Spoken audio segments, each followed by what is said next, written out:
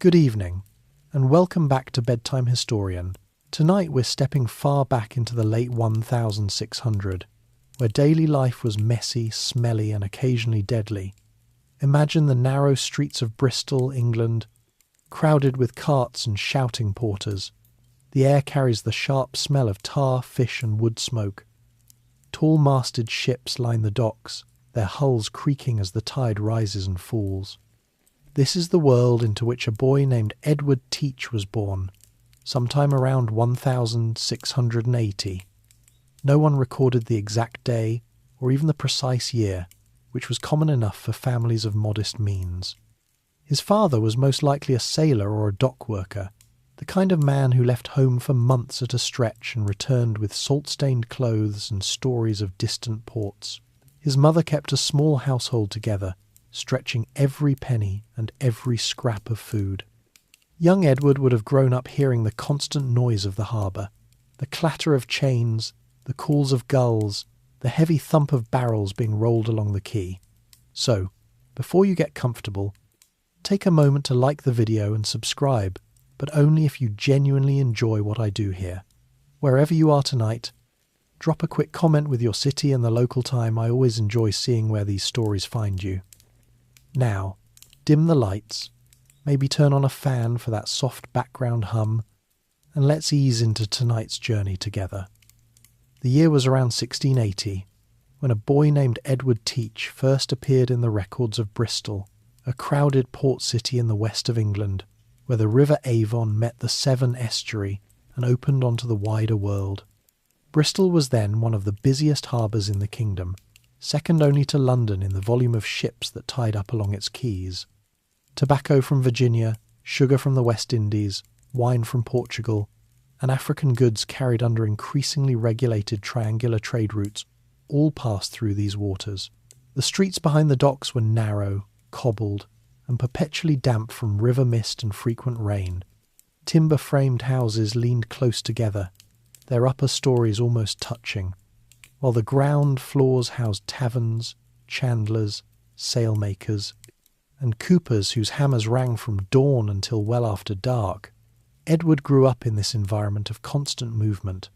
His family circumstances remain unclear. Some parish records hint at a father who may have worked as a minor mariner or shipwright. Others suggest modest trade connections, but no grand lineage survives. He was likely one of several children in a household that lived close to the water's edge, where every meal carried the faint taste of salt, and every conversation turned sooner or later to the next convoy or the price of hemp. Boys in such neighbourhoods learned early that survival meant understanding ropes, knots, weather signs, and the unspoken hierarchy of men who worked the ships. By his early teens, Edward was already spending long hours on the quays. He carried messages between captains and merchants, ran errands for ship's cooks, and sometimes helped load barrels when extra hands were needed. The work was hard and paid little, but it brought him close to the men who actually sailed. They spoke of storms off the banks, of Spanish guardacostas chasing sloops near Havana, of ports where a sailor could spend a year's wages in a single night. These stories were not romantic. They were practical warnings and occasional boasts delivered between mouthfuls of salt, beef, and biscuit. Bristol itself was changing during these years. The late Stuart period brought political unease after the Glorious Revolution of 1688, when William of Orange replaced James II. The city had backed the new king, but trade suffered from French privateers during the 9 Years' War. Merchants pushed for stronger naval escorts, and Parliament responded with acts that encouraged privateering legalised attacks on enemy shipping during wartime. Young Edward would have seen posters nailed to tavern doors offering shares in privateering ventures, promising prize money far beyond ordinary seamen's wages. The promise stayed in the air even when the ships returned empty-handed or not at all. Daily life followed the rhythm of the tides and the arrival of vessels. Mornings began with the cry of street sellers hawking oysters, hot rolls, and small beer. Apprentices swept shop fronts while their masters inspected incoming cargoes. In the afternoons, the quays grew loud with the unloading of hogsheads and crates. Ropes hissed through blocks, chains rattled, and 4 men shouted orders in accents from Cornwall to the Orkneys.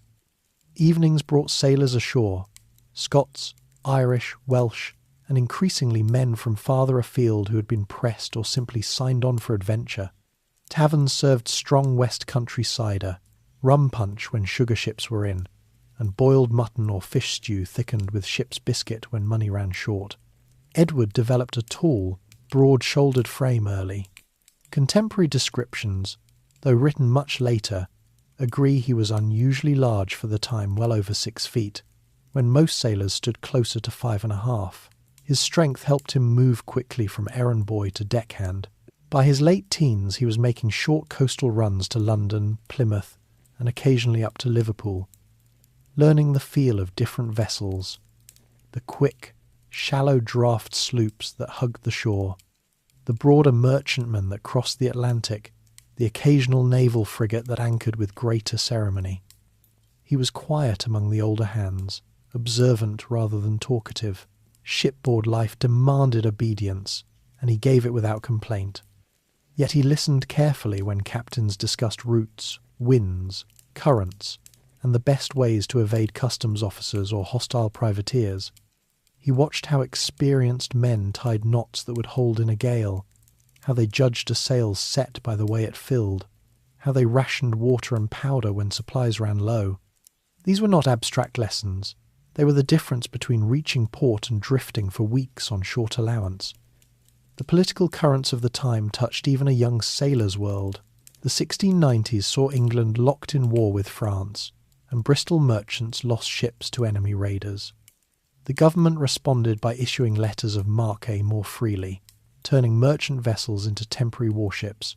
Edward likely witnessed the return of some of these privateers' vessels flying the red ensign rather than the black, their crews richer but scarred. The money changed hands quickly in the waterfront taverns, and the stories spread faster still. By the early years of the new century, Edward had made several longer voyages. He crossed to the American colonies at least once, probably carrying tobacco or manufactured goods outward and returning with sugar, indigo, or logwood. The Atlantic passage took 6 to 10 weeks depending on season and weather. Passengers and crew alike suffered cramped quarters, weevilly biscuit, and the constant threat of scurvy. Edward endured these conditions without recorded complaint. He learned to sleep in a hammock that swayed with every roll, to eat standing when the deck was too crowded for sitting, and to judge a man's character by how he behaved when the food ran short. He also began to understand the wider forces shaping the maritime world. The Treaty of Utrecht in 1713 would soon end the War of the Spanish Succession, but before that came years of steady conflict. Privateering offered a path out of ordinary seamen's wages, often no more than 20 shillings a month, toward shares of captured prizes that could reach hundreds of pounds for a single successful cruise. The risk was high, but so was the reward, and for a young man with no land or trade to inherit, the arithmetic made sense. In Bristol, the streets smelled of pitch, oakum, and horse manure. Lanterns swung from shop signs after dusk, casting moving shadows on wet stone. Watchmen called the hours, and the occasional press gang moved quietly through alleys looking for able-bodied men to fill naval quotas. Edward avoided those sweeps, perhaps by staying aboard ship or by keeping to the shadows when the Navy frigates were recruiting.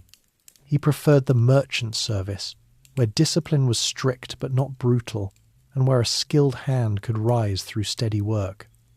Around 1710, in his early 30s, Edward Teach stood at a quiet crossroads.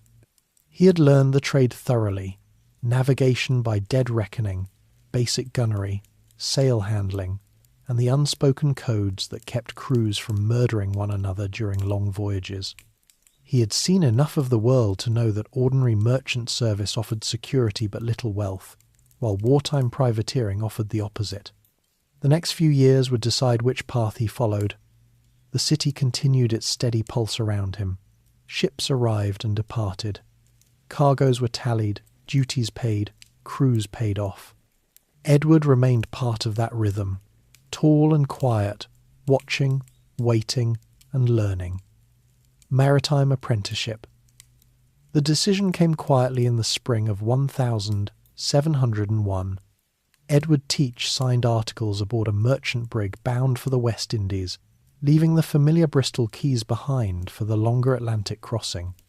At roughly 21 years old, he carried little beyond a change of clothes, a sheath knife, and the practical knowledge he had gathered from shorter coastal runs. The ship was the sort common in those years, a two-masted vessel of about 100 tons, broad in the beam for cargo, with a crew of 22, including boys and older hands. Her holds were filled with English woolens, iron goods, and barrels of nails destined for planters in Barbados and Jamaica. In return, the owners hoped for sugar, rum, and perhaps a few hogsheads of indigo that could be sold at a profit back home. Life aboard settled into a rhythm that would shape the next decade of his existence. The day began at 4 bells in the morning watch, when the cook lit the galley fire and the watch on deck pumped the bilges. Edward stood his turn at the helm, feeling the wheel's resistance through his palms as the brig rose and fell on the long Atlantic swells. Navigation relied on dead reckoning, estimating speed through the water with a chip log thrown astern, noting direction by compass, and marking progress on a slate. The captain, a weathered man from Plymouth named Jonas Hargrove, taught the younger hands how to correct their course for leeway and current without ever raising his voice above the wind. Edward absorbed these lessons the way others absorbed rum. He asked few questions but remembered every correction. Meals were simple and unchanging. Breakfast was oatmeal boiled with salt pork scraps. Dinner a stew of salt beef and peas thickened with ship's biscuit, and supper whatever remained from the day. Water was rationed to a pint per man once the casks grew stale, and the crew chewed tobacco or sucked on lemons when scurvy signs appeared. Clothing consisted of loose canvas trousers, a checked shirt, and a wool jacket that grew heavier with salt and grease. Shoes were rare. Most men went barefoot on deck to keep their footing when the ship heeled. Edward's large frame made him useful at the capstan and when tacking the heavy yards, but he also learned to splice rope with the same care a watchmaker gave to gears. His hands developed thick calluses that never quite softened again. The crew around him came from every corner of the British Isles and beyond. There were Scots pressed from fishing boats, Irishmen escaping poverty, a few Welshmen who sang in the dog watch, and even a Dutchman who had jumped ship in London. Conversations in the forecastle turned to wages, prize shares, and the latest news from Europe. In 1701 the political situation was tense. King William III had died, and Queen Anne now sat on the throne. War with France and Spain seemed certain over the question of who would inherit the Spanish Empire. Merchants in Bristol and Liverpool were already fitting out vessels with extra guns and hiring men who could fight as well as sail. Edward listened without comment, but the talk planted a seed. Ordinary seamen earned about 24 shillings a month. A successful privateer could clear 10 times that in a single cruise if the prizes were good. Storms tested everyone. One October gale, in the latitude of the Azores, caught the brig under reduced sail. Waves broke over the waist, sweeping loose gear overboard. Edward and 2 others were sent aloft to secure the fore topsail that had begun to slat violently. The yard bucked beneath their feet, the canvas cracked like gunfire, and the wind drove rain horizontally into their faces. They fought the sail down and lashed it with numbed fingers while the ship rolled so far that the yardarm nearly touched the water. When they reached the deck again, the captain simply nodded once. No praise, no blame. That was the merchant service. Edward wiped salt from his eyes and realized he had stopped feeling afraid during the worst of it. Fear took energy that was better saved for work. Ports of call offered brief windows of different life. In Bridgetown, Barbados, the heat struck like a furnace after weeks at sea. The crew was given shore leave in small groups. They walked streets lined with whitewashed warehouses and taverns roofed with palm thatch. Rum was cheap, fresh fruit abundant, and the air carried the scent of molasses and wood smoke. Edward tasted mango for the first time and watched enslaved workers loading hogsheads onto lighters. The contrast between shipboard equality, where every man shared the same rations and danger, and the rigid hierarchies ashore stayed with him. He spent his few coins on a new shirt and a small brass compass that he kept in a leather pouch around his neck. Back aboard, the return cargo of sugar made the ship sit lower and roll more heavily, but the knowledge that their pay would be higher eased the discomfort. The years passed in a cycle of crossings. Edward moved from brig to snow to full-rigged ship as his reputation for steady work grew. In 1703 he was aboard a vessel trading between Jamaica and the American colonies, carrying logwood and returning with barrel staves and saltfish. Boston Harbour in winter was a forest of masts iced over, the waterfront taverns filled with men speaking in broad Yankee accents. New York offered a more chaotic mix of Dutch, English and Huguenot merchants. Everywhere the talk was the same. The war had begun in earnest. Privateers were returning to Bristol and Liverpool with French and Spanish prizes, rich cargoes of wine, silk and silver plate. Wages for ordinary seamen rose slightly, but the real money lay in the letters of marque now being issued by the dozen. Edward's inner life during these years remained private. He kept a small notebook in which he copied tables of latitude and rough sketches of coastlines. He practised with a quadrant when the captain allowed, learning to measure the sun's altitude at noon. His ambition was not yet formed into words, but he knew he did not want to spend his life hauling cargo for other men's profit, while his own share barely covered boots and tobacco. He watched captains who owned shares in their vessels grow prosperous, and he noted how some officers carried themselves with quiet authority that owed nothing to birth and everything to competence. These observations accumulated like the layers of oakum between a ship's planks. By 1705, he had crossed the Atlantic at least 8 times. His body had hardened into the frame later descriptions would call formidable. He stood 6'3" in his stockings, broad across the shoulders, with a full black beard that he trimmed short while at sea. The beard was practical. It kept his face warm in the North Atlantic and gave him a presence among the crew. He developed the habit of chewing tobacco slowly, letting the juice sit in his cheek while he calculated distances or watched the set of the sails. The men respected his strength and his silence. When a drunken sailor picked a fight in a Jamaican tavern, Edward ended it with 2 measured blows and no lasting grudge. Word travelled that Teach was a man best left alone.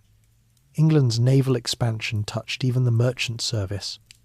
The Royal Navy was growing rapidly, building ships of the line and pressing men from the waterfronts. Bristol saw more frigates anchoring in the roads, their gun ports painted black and yellow. Press gangs worked the taverns after dark, and Edward learned to sleep aboard ship when a man-of-war was in port. He had no desire to serve under the Articles of War with their catto, 9-tails and hanging offences. Merchant captains might be strict, but they rarely flogged a willing hand, and the food, though poor, was never the Navy's infamous salt horse. In the summer of 1706, the brig he sailed on was chartered to carry naval stores to the fleet, assembling at Plymouth. For the first time Edward saw the full might of the English Navy at anchor, rows of 2-deckers with their lower gun ports closed against the tide, longboats moving between them like water beetles. The sight stirred something in him. These were the ships that would fight the French and Spanish for control of the Caribbean and the Atlantic trade routes.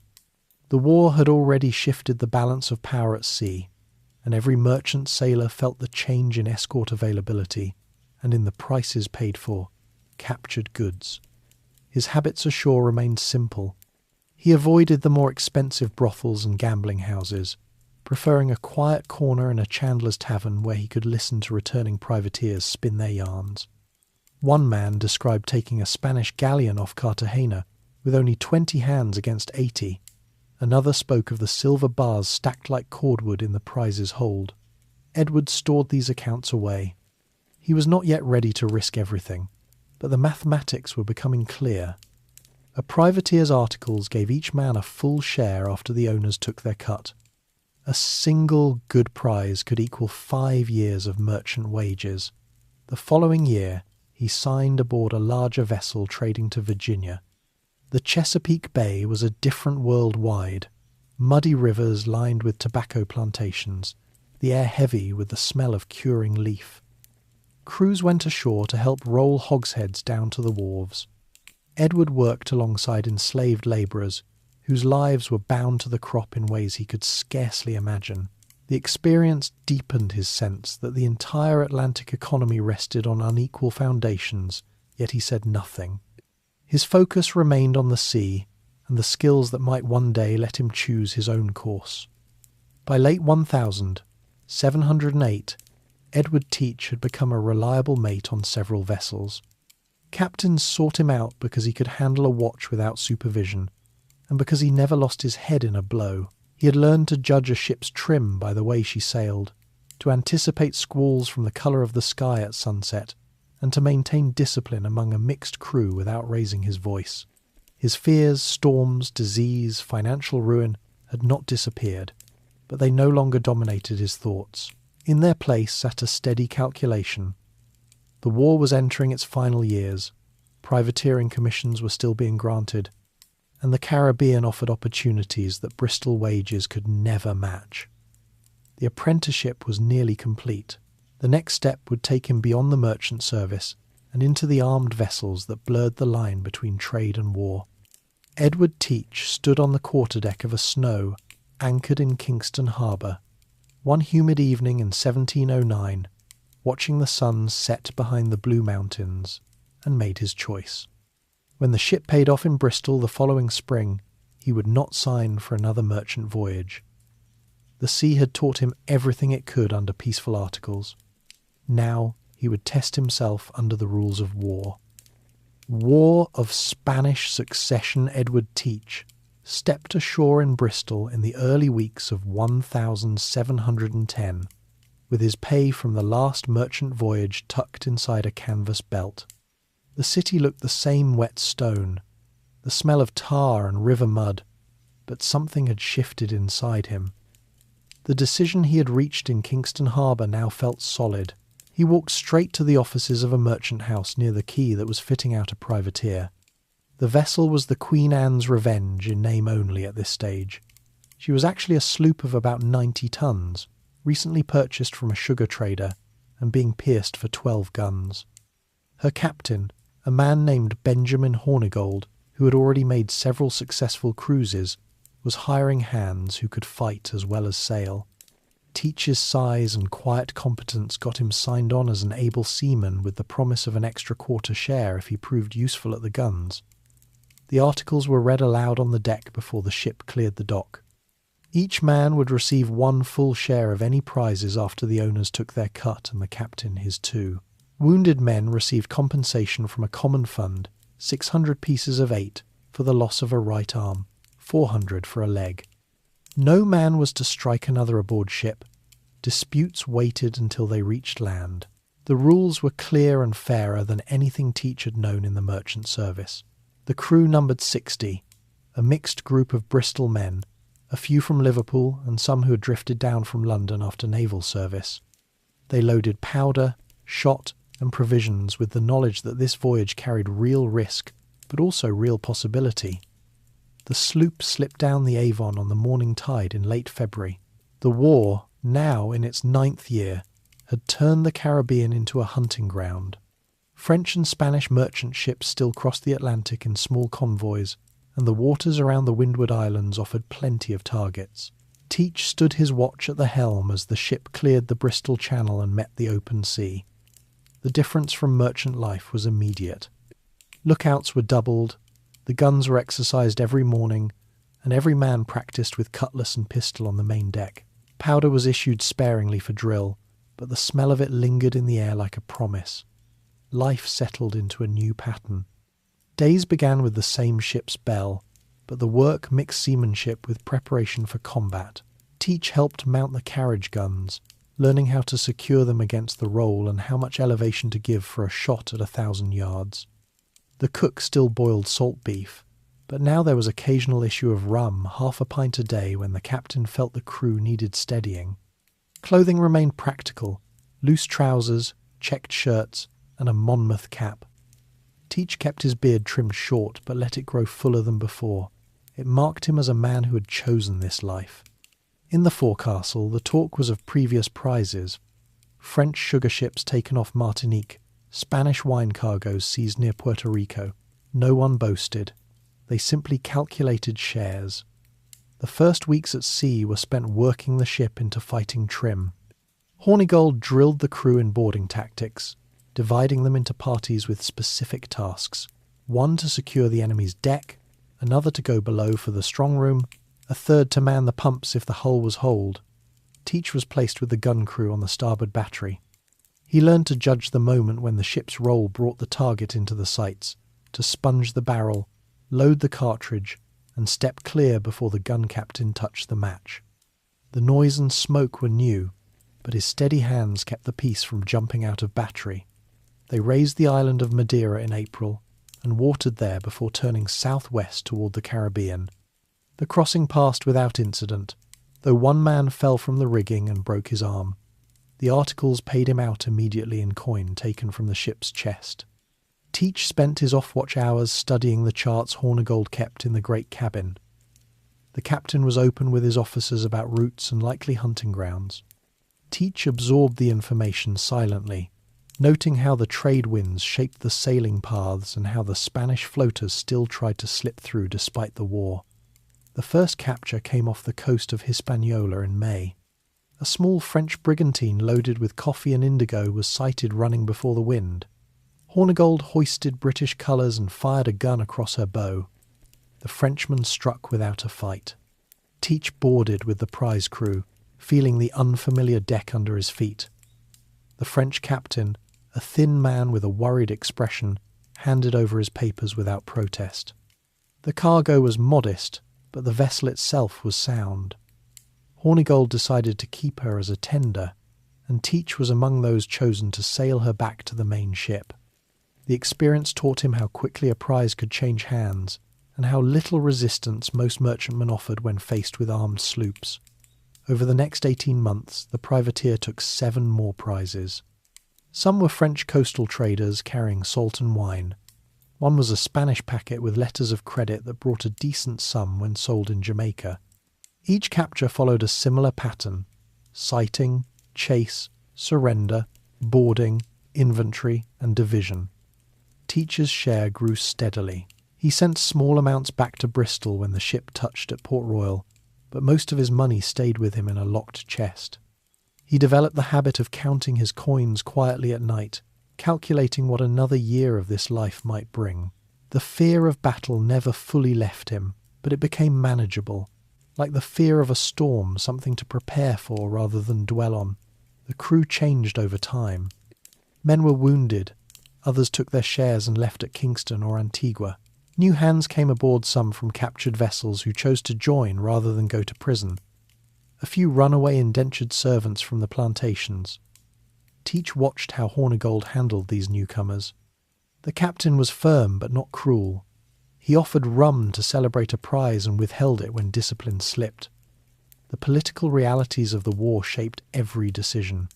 Queen Anne's government in London wanted French and Spanish trade disrupted, and the privateers were cheaper than the Royal Navy for that work. Yet the crews knew that peace, when it came, would end their commissions overnight. Daily existence carried the constant awareness of risk. They cruised the Windward Passage, the Mona Passage, and the waters off Cartagena. Heat in the tropics made sleeping below impossible. Men slung hammocks on deck under an awning. Food improved when they captured livestock chickens, a goat, once a small herd of pigs from a Spanish coaster. Teach developed a taste for fresh turtle meat stewed with yams and peppers bought from local fishermen. Clothing wore out faster in the sun and salt. He replaced his shirt 3 times in a single year, buying plain linen from prize goods. In the spring of 1712, the sloop was careened on a quiet beach in the Bahamas. The crew hauled her ashore, burned the weed and barnacles from her bottom, and recorked the seams. Teach worked with the others, scraping and painting, while lookouts watched for Spanish patrols. The weeks on land gave him time to think. He walked the white sand beaches at dusk, feeling the trade wind on his face, and realized that the sea had become more than a way to earn money. It offered a kind of freedom he had never known in Bristol, freedom from fixed wages, from owners who never saw the risks, from the press gangs that still haunted English ports. The war was winding down. News reached them in late 1712 that preliminary articles of peace had been signed in Utrecht. Prizes became rarer. Hornigold decided to head for Jamaica, to sell the last captured goods and pay off the crew. Teach's accumulated share came to nearly £300 more money than he had ever seen in one place. He could have returned to Bristol, a wealthy man by the standards of the waterfront, bought a small public house or a share in a coaster. Instead, he stayed in the Caribbean. The peace treaty might end legal privateering, but the sea still held opportunities for those willing to bend the new rules. The final cruise ended in the spring of 1713. The sloop returned to Port Royal with her guns silent and her hold empty of new prizes. Hornigold announced that the commission would not be renewed. The crew dispersed quietly. Some signed on to naval vessels now that the fleet needed men less urgently. Others drifted toward the smaller islands looking for work. Teach collected his final share and walked the streets of Kingston for the first time as a man without articles. The town was noisy with returning soldiers and sailors, the taverns full, the air thick with the smell of rum and frying fish. He felt no regret about the years just past. They had taught him gunnery, leadership by example, and the simple truth that a crew worked best when every man believed the rules were fair. The War of the Spanish Succession had ended on paper, but its effects lingered in the Caribbean like smoke after a broadside. Former privateers now faced a choice: return to merchant service at reduced wages or find another way to use the skills they had learned. Edward Teach, taller and quieter than ever, with a full black beard and a small fortune in his belt, chose to wait and watch. The next chapter of his life would not be written under a royal commission. It would be written under different colours entirely. Post-war challenges, the Treaty of Utrecht was signed in the spring of 1713, and within weeks the news reached every harbour from Kingston to Nassau. Privateering commissions were revoked, and the armed sloops that had hunted French and Spanish traders were suddenly without legal purpose. Edward Teach collected his final pay from Hornigold in Port Royal and watched as men who had fought beside him scattered in different directions.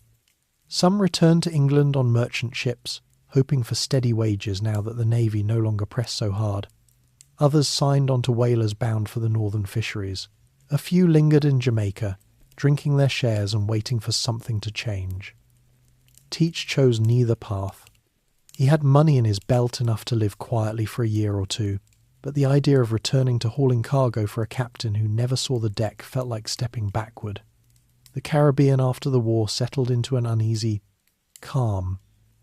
The Royal Navy kept a presence in Port Royal and Barbados, but its ships were stretched thin, patrolling trade routes that no longer faced the same level of enemy threat. Spanish guardacostas still cruised the main, and French privateers occasionally ignored the peace when a fat prize appeared, but the large-scale disruption had ended. For former privateers, the change was immediate and harsh.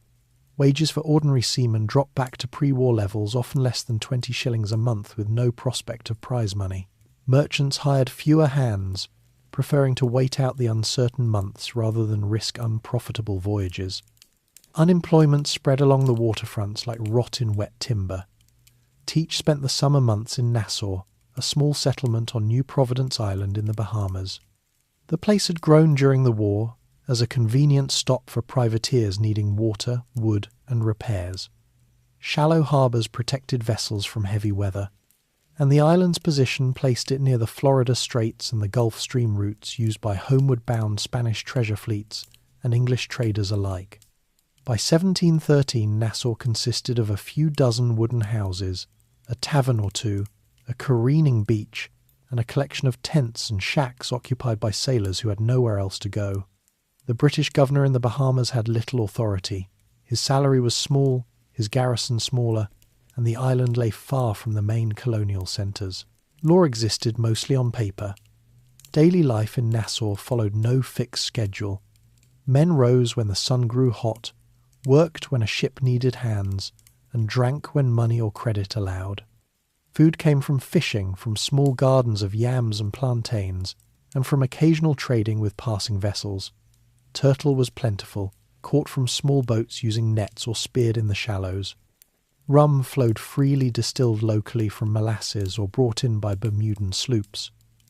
Clothing was whatever remained after years at sea: faded shirts, patched trousers, bare feet on the hot sand. Teach kept to himself at first, renting a small room above a tavern where he could watch the harbour from a shuttered window. He spent his days walking the beach, examining stranded wrecks, and listening to the talk around the cooking fires. The men around him carried the same sense of dislocation.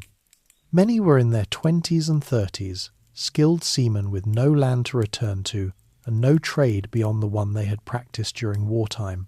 Some had families in England or the colonies who depended on remittances that no longer arrived.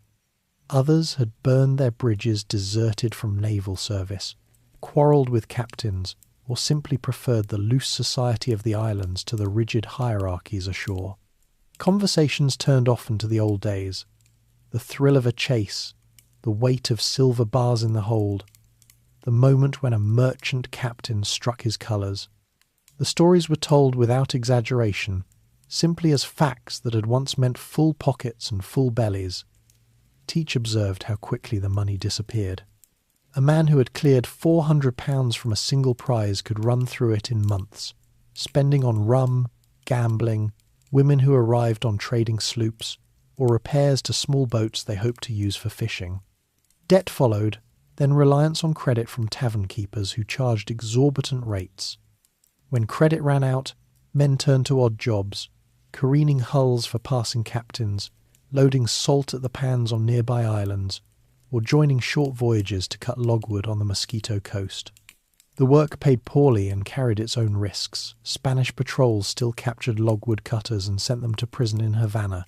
Political forces continued to shape the picture.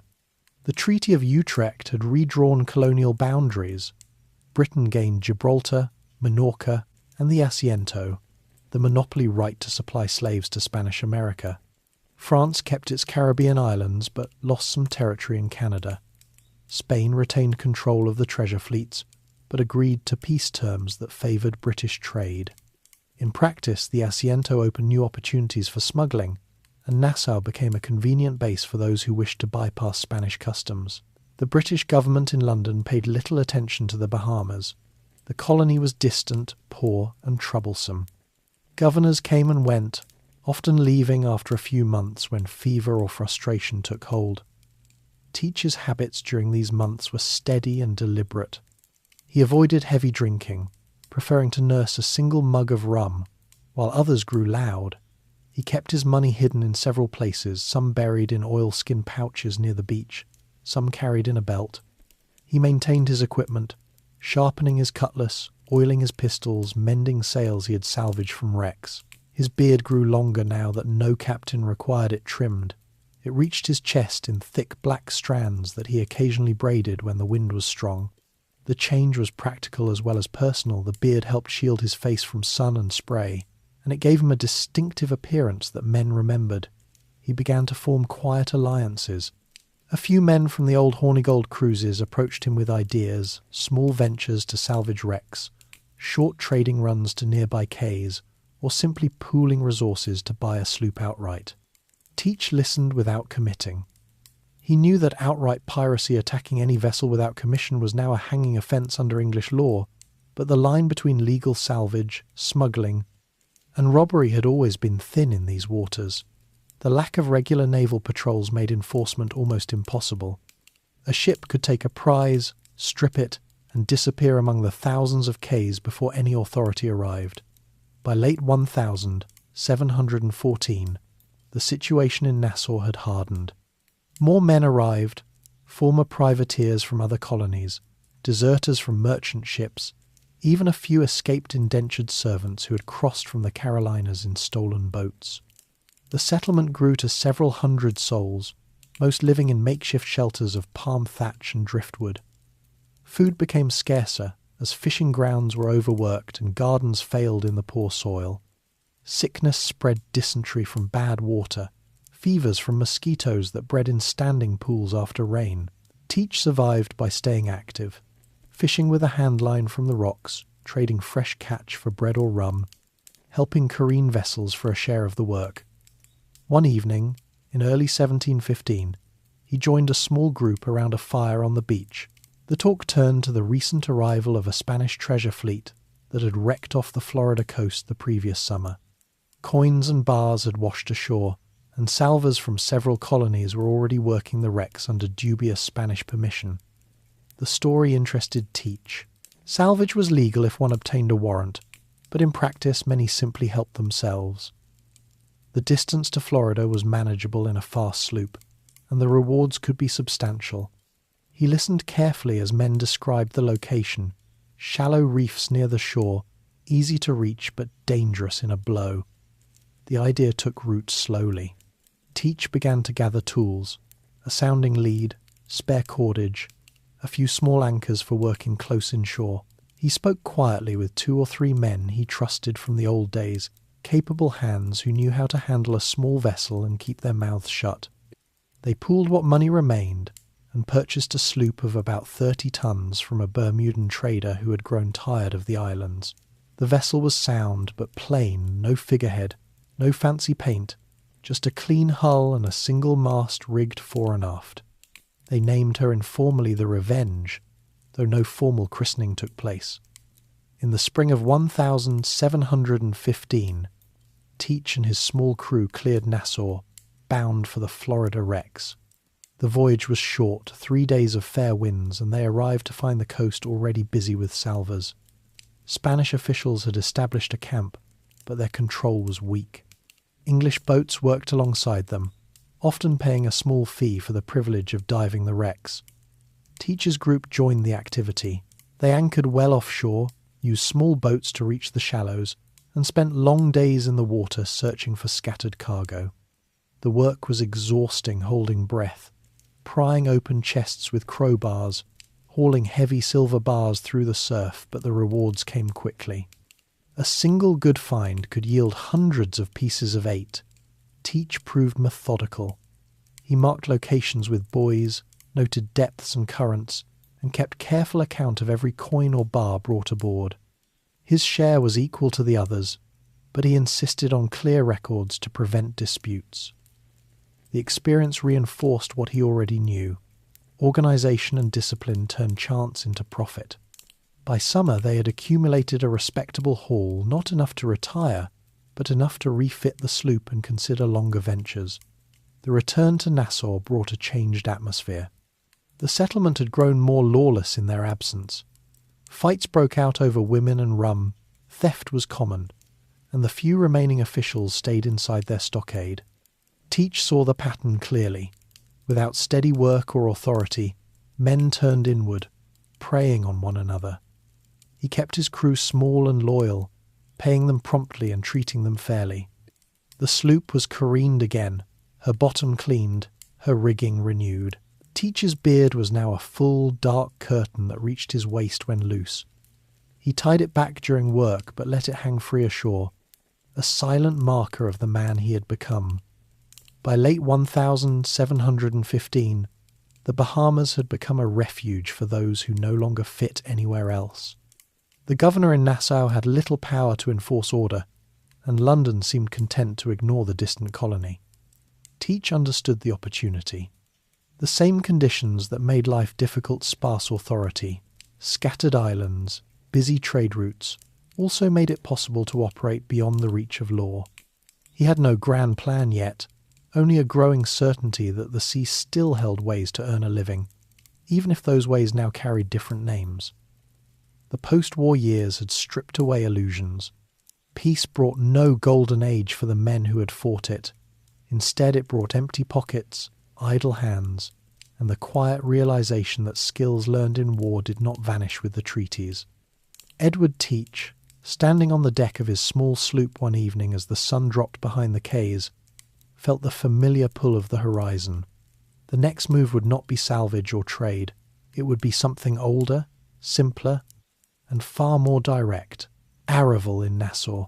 The sloop made the short run back from the Florida wrecks in 3 days of steady trade winds and dropped anchor in Nassau Harbour late one afternoon in October 1715. The settlement that greeted Teach upon his return was no longer the quiet collection of shacks he had known from earlier stays. Word of the Spanish wreck had spread along the coast, and men had poured in from every direction, former privateers from Jamaica, deserters from merchant ships in Barbados, even a handful of escaped labourers from the Carolina rice fields.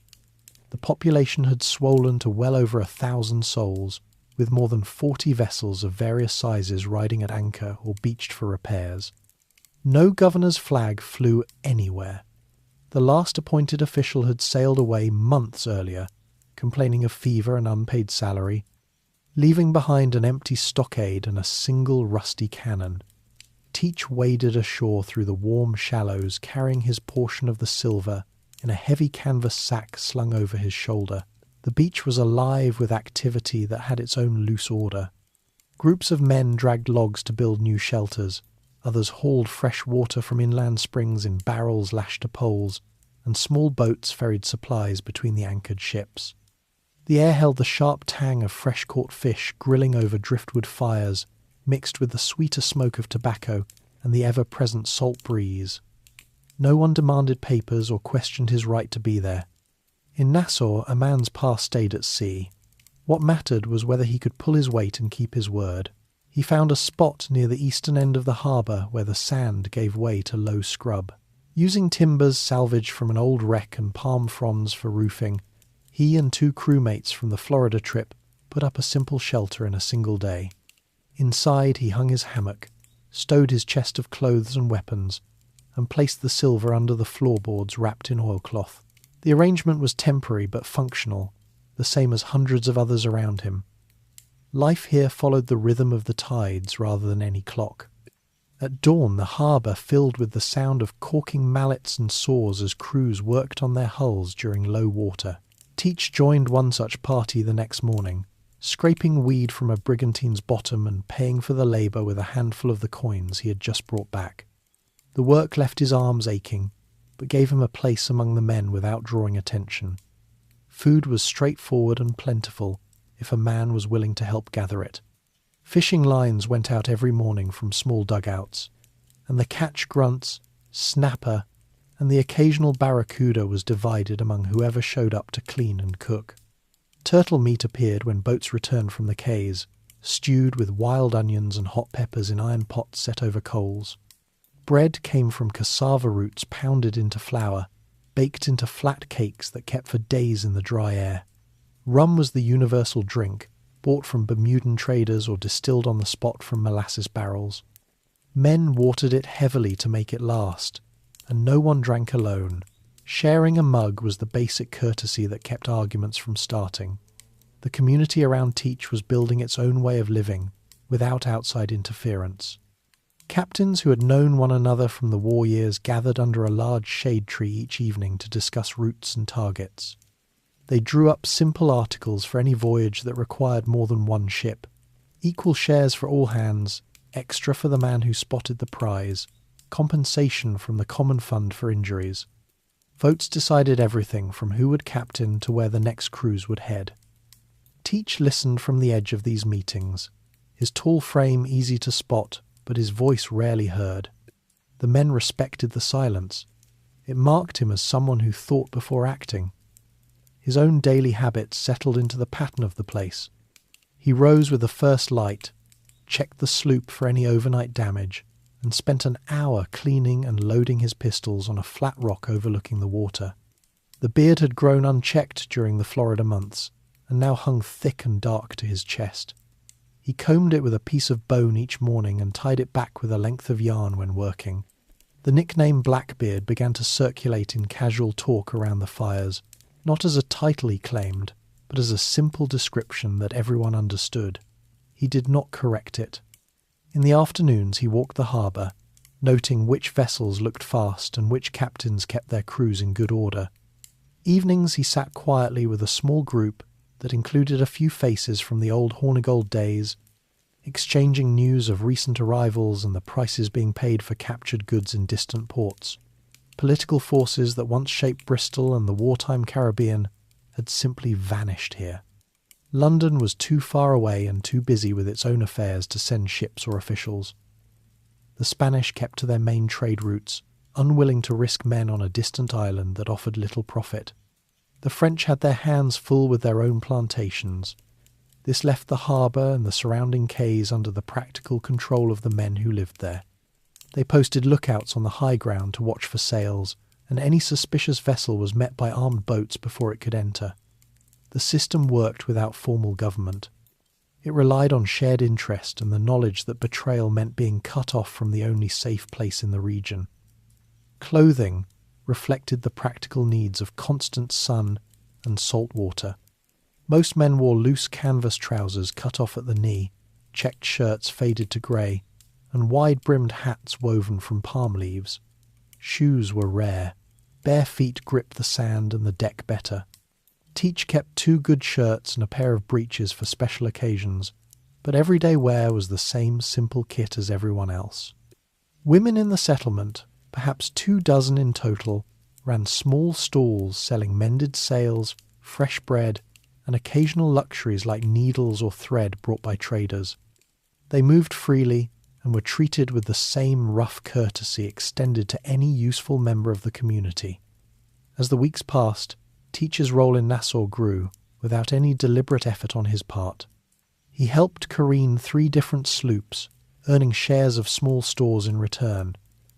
When a fever swept through one crew after a trip to the Mosquito Coast, he carried water and broth to the sick men without being asked.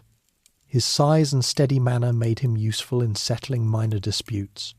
A single word from him often ended an argument before fists were raised. The silver from Florida lasted longer than most men's money because he spent it carefully on powder, shot, and a new set of sails for his sloop, rather than on rum or dice. He began to see how the community sustained itself through these small exchanges, each man contributing what he could and taking only what he needed to keep sailing. By early 1716, the harbour had become a genuine base for more organised activity. New ships arrived almost weekly, some captured outright, others simply sailed in by crews tired of merchant wages. Teach watched as Benjamin Hornigold returned from a cruise with 2 prizes and a crew that looked well-fed and confident. The 2 men met again on the beach one evening, recognising each other immediately from the old privateering days. Hornigold had aged little. His eyes still carried the same calculating look. They spoke briefly about the changed times and the opportunities the current situation offered. No grand promises were made, but the conversation ended with an understanding that they might sail together again if the right target appeared. The inner life Teach had carried since Bristol now found its place in this new setting. He no longer worried about wages or owners waiting in England. The fear of the press gang was gone. In its place sat a calm acceptance of the risks that came with every voyage, and a quiet satisfaction in knowing that every decision rested with the men who would live or die by it.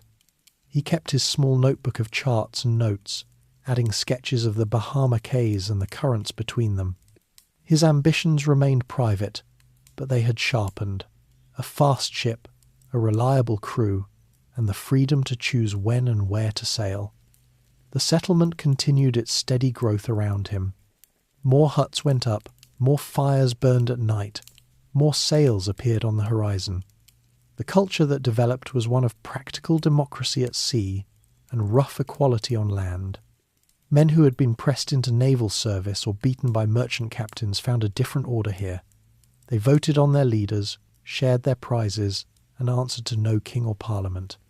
Teach saw how this arrangement kept the community alive, despite the constant threat of Spanish raids or British interference that might one day come. For now, the lawless islands offered exactly what the men needed: a place to repair, to plan, and to live on their own terms.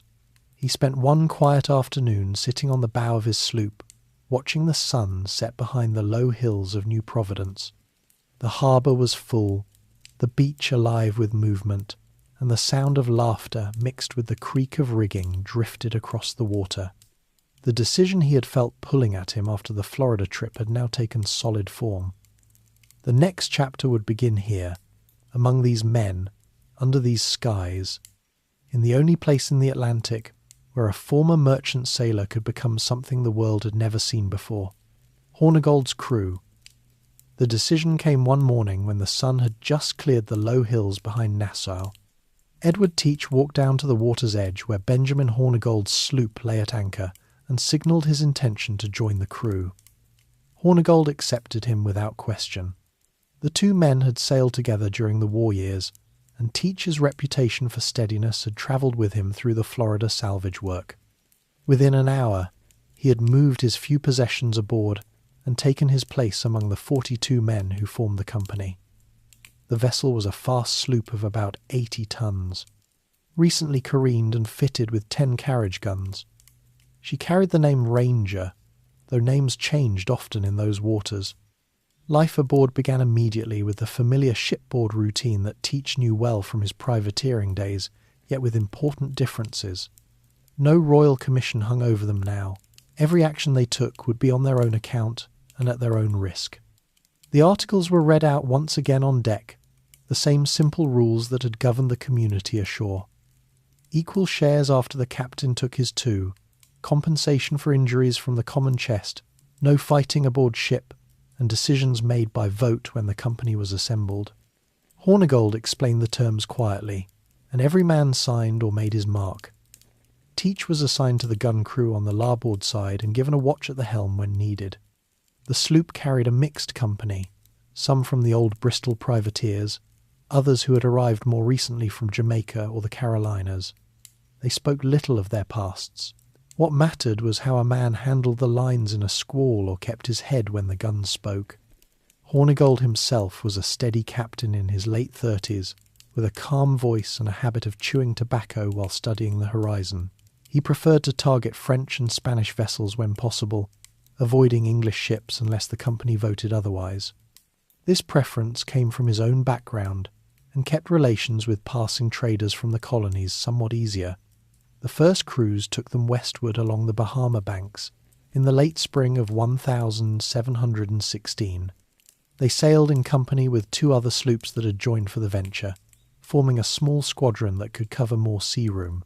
Provisions were basic: salt pork, peas, cassava bread baked ashore, and water casked fresh from the springs. Rum was issued sparingly, half a pint a day when the sun grew hot. Clothing stayed practical loose trousers, shirts that had seen many washings in seawater, and broad hats against the glare.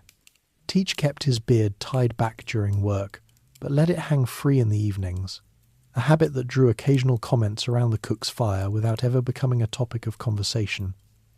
Days followed a steady pattern. The morning watch cleaned the deck and checked the guns. Lookouts scanned the horizon from the masthead, calling down when sails appeared. When a target was sighted, the company assembled to vote on pursuit. On one occasion, a small French trader bound for Martinique came into view. The vote was unanimous. The sloops closed in under full sail, fired a warning shot, and the merchant struck without resistance. Teach boarded with the prize crew, inventorying the hold, barrels of wine, bolts of cloth, and a small chest of coins. The French captain handed over his papers without argument, and was allowed to keep enough stores for his crew to reach the nearest port. The cargo was divided later according to the articles, each man receiving his portion in silver or goods that could be traded in Nassau. Hornigold kept the operations efficient.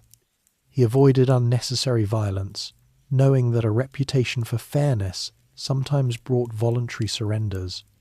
Teach observed how the captain managed the company, listening to suggestions during meetings, enforcing the rules evenly, and sharing every decision that affected the whole crew. The political reality of the time supported this approach. With no governor in the Bahamas and the Royal Navy occupied elsewhere, the waters around New Providence offered a safe operating area. Spanish patrols stayed closer to their own coasts, and English authorities in Jamaica had too few ships to reach the outer islands regularly.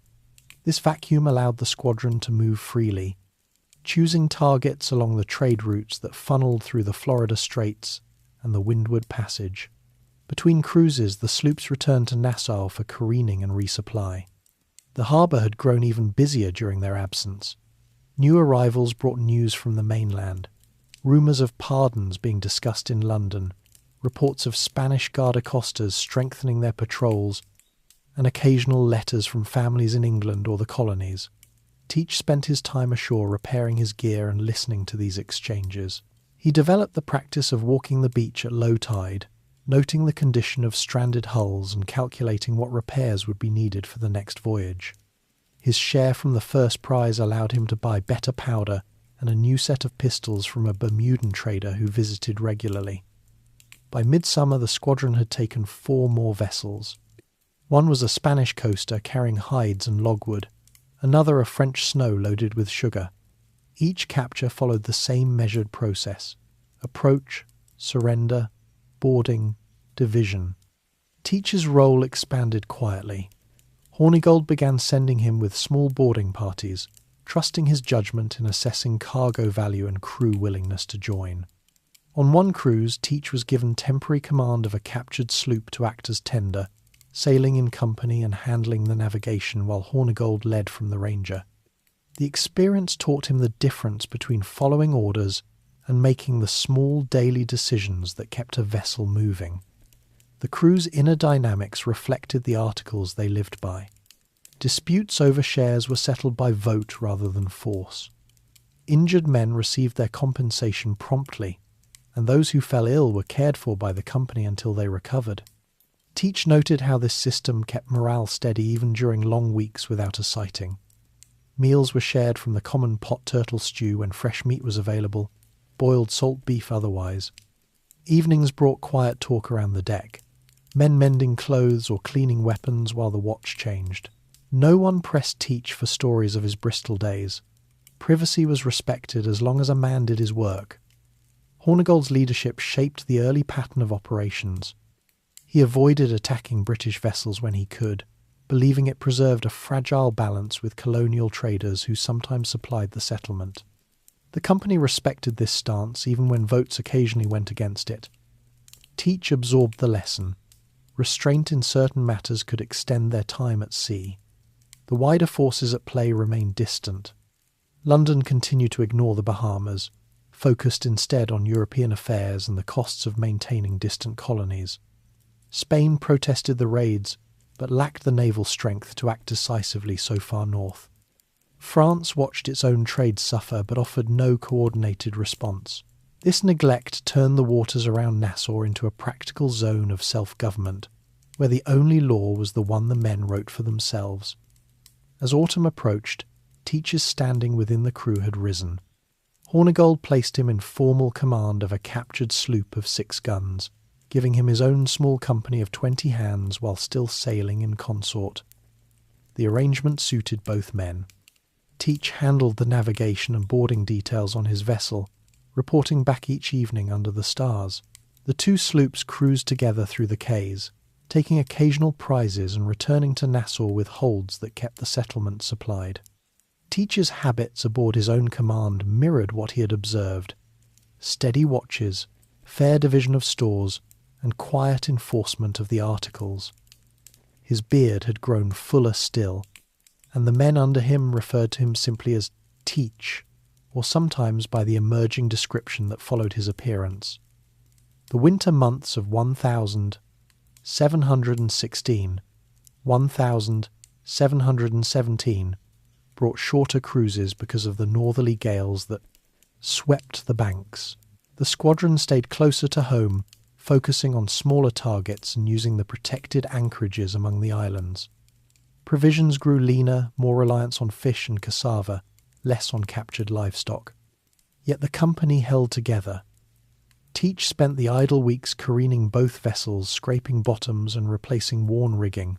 He kept his notebook updated with sketches of new channels and anchorages, adding details that might prove useful later. His ambitions remained private, focused on mastering the practical side of command rather than any larger vision. By early 1717, the partnership had produced a steady record of captures without major losses.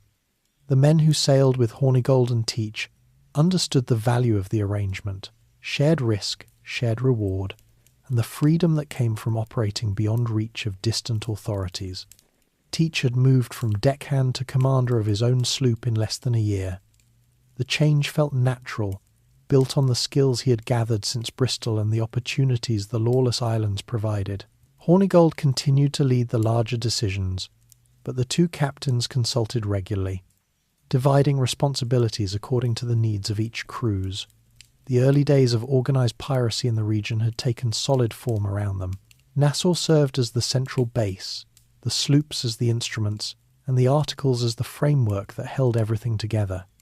Teach observed it all with the same quiet attention he had given to merchant service years earlier. The life suited him. The sea, the company of capable men, the direct connection between effort and reward. Political forces that once dictated privateering commissions had been replaced by something simpler and more immediate. Here the only authority was the one the crews granted one another. The partnership would continue for several more months, carrying them farther afield and into new waters. For now the routine held: sail, watch, vote, act, divide, return. Edward Teach, standing at the helm of his sloop one clear morning as the trade wind filled the sails, felt the steady progress of the life he had chosen. The years ahead would build directly on these foundations, rising in rank. The partnership continued through the spring of 1717, with the two sloops operating in close company along the edges of the Bahama Banks and into the Florida Straits. Edward Teach had now commanded his own vessel for several months, and Hornigold began to delegate more responsibility during joint operations. When a target appeared on the horizon, the captains would meet briefly by boat to agree on tactics, but the actual execution fell increasingly to Teach on his sloop. The men under him noticed the change. He assigned watches with the same steady routine they had known under Hornigold, yet he allowed small suggestions during company meetings and made sure every share was tallied openly before division. This approach earned quiet approval. No man felt shortchanged, and the crew remained loyal without the need for harsh discipline. The raids themselves grew more methodical. In late April they sighted a Spanish merchantman bound from Havana to Cadiz, carrying hides, cochineal, and a modest chest of silver. Teach led the boarding party from his sloop, while Hornigold covered from a distance. He directed his men to secure the deck first, then the hold, without unnecessary damage to the vessel. The Spanish captain surrendered after a single warning shot, and the cargo was transferred efficiently. Back in Nassau the division followed the articles exactly. Each hand received his portion, with extra for the lookouts who had first spotted the sails. Teach kept his own share modest, using part of it to buy fresh powder and new cordage for both sloops. The success reinforced his growing reputation as someone who could be trusted to lead without waste or risk to the company. Daily life on these extended cruises followed the same practical patterns that had sustained the settlement. The men rose at first light to pump the bilges and check the rigging. Meals came from the common stores: boiled salt beef or fresh fish when they could catch it, cassava bread baked in iron pans on deck, and water measured out carefully to last until the next watering stop. Rum was issued once a day, watered down to prevent overindulgence. Clothing stayed simple and durable: canvas trousers rolled to the knee, faded shirts, and wide hats woven from local palm. Teach maintained his own habits without fanfare. He cleaned his pistols every morning on the quarterdeck, oiled the mechanisms, and checked the flints. His beard, now reaching well below his chest, was combed and tied back with yarn during work, but left loose when the ship was at anchor. The men began to notice how the beard altered his appearance in certain light, giving him a presence that required no raised voice to command attention. Hornigold's trust deepened over the summer months. He allowed Teach to lead independent forays with his sloop, while the Ranger remained at a rendezvous point. On one such cruise, Teach took a French sugar ship off the Windward Passage. The vessel carried not only cargo but also a handful of passengers bound for Martinique. Teach treated them with the same calm efficiency he applied to the crew. Provisions were left for their continued voyage, and the ship was released after the hold was cleared. When he returned to the squadron, the company voted to increase his share slightly for the successful solo action. This marked a shift in his standing. He was no longer simply a reliable subordinate. He had begun to shape the way raids were conducted, favouring quick surrenders over prolonged fights and making sure captured crews could reach safety afterward. The political situation in the region remained unchanged. London still sent no ships to enforce order in the Bahamas, and the Spanish focused their limited naval strength closer to their main trade routes. French authorities in Martinique complained to their governor, but no coordinated response reached the outer islands. This vacuum allowed Teach and Hornigold to extend their operations farther north along the Carolina coast by late summer. They avoided major colonial ports, targeting smaller traders and coasters that carried useful supplies back to Nassau. Each return trip brought fresh stores, barrels of flour, salt, and occasional livestock that kept the settlement fed and the ships ready for sea. Teach's inner calculations during these months turned toward longer-term stability for the company. He began to keep more detailed notes in his small notebook, sketches of anchorages, records of currents, and lists of supplies that lasted best on extended cruises. His fears had narrowed to practical matters: spoiled water, sudden gales, or a stray Spanish patrol rather than the broader uncertainties of earlier years. He developed the habit of walking the deck alone at night when the watch changed, studying the stars for navigation checks and considering how the articles could be refined for larger crews. Ambition remained private, focused on building a reliable group of men who followed because the system worked, not because of force. The crew around him reflected the same steady development.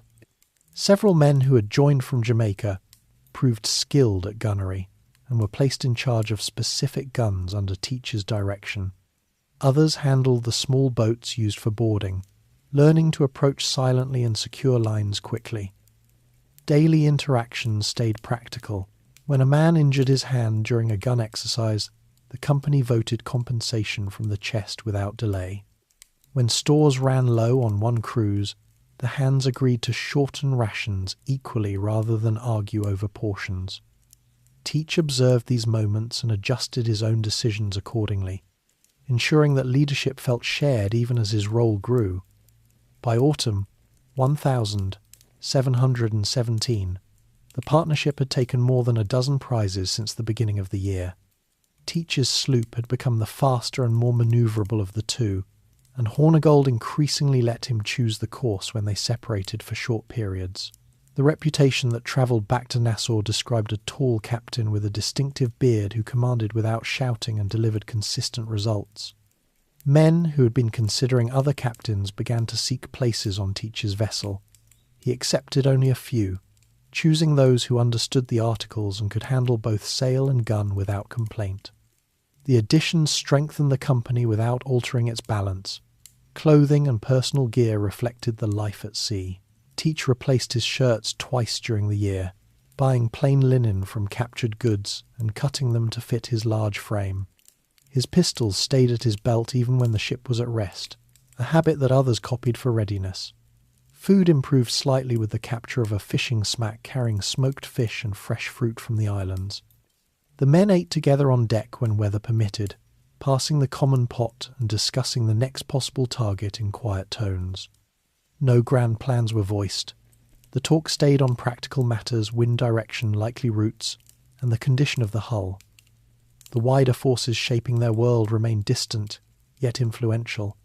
The British government in London had begun to discuss the problem of the Bahama pirates in general terms, but no immediate action followed.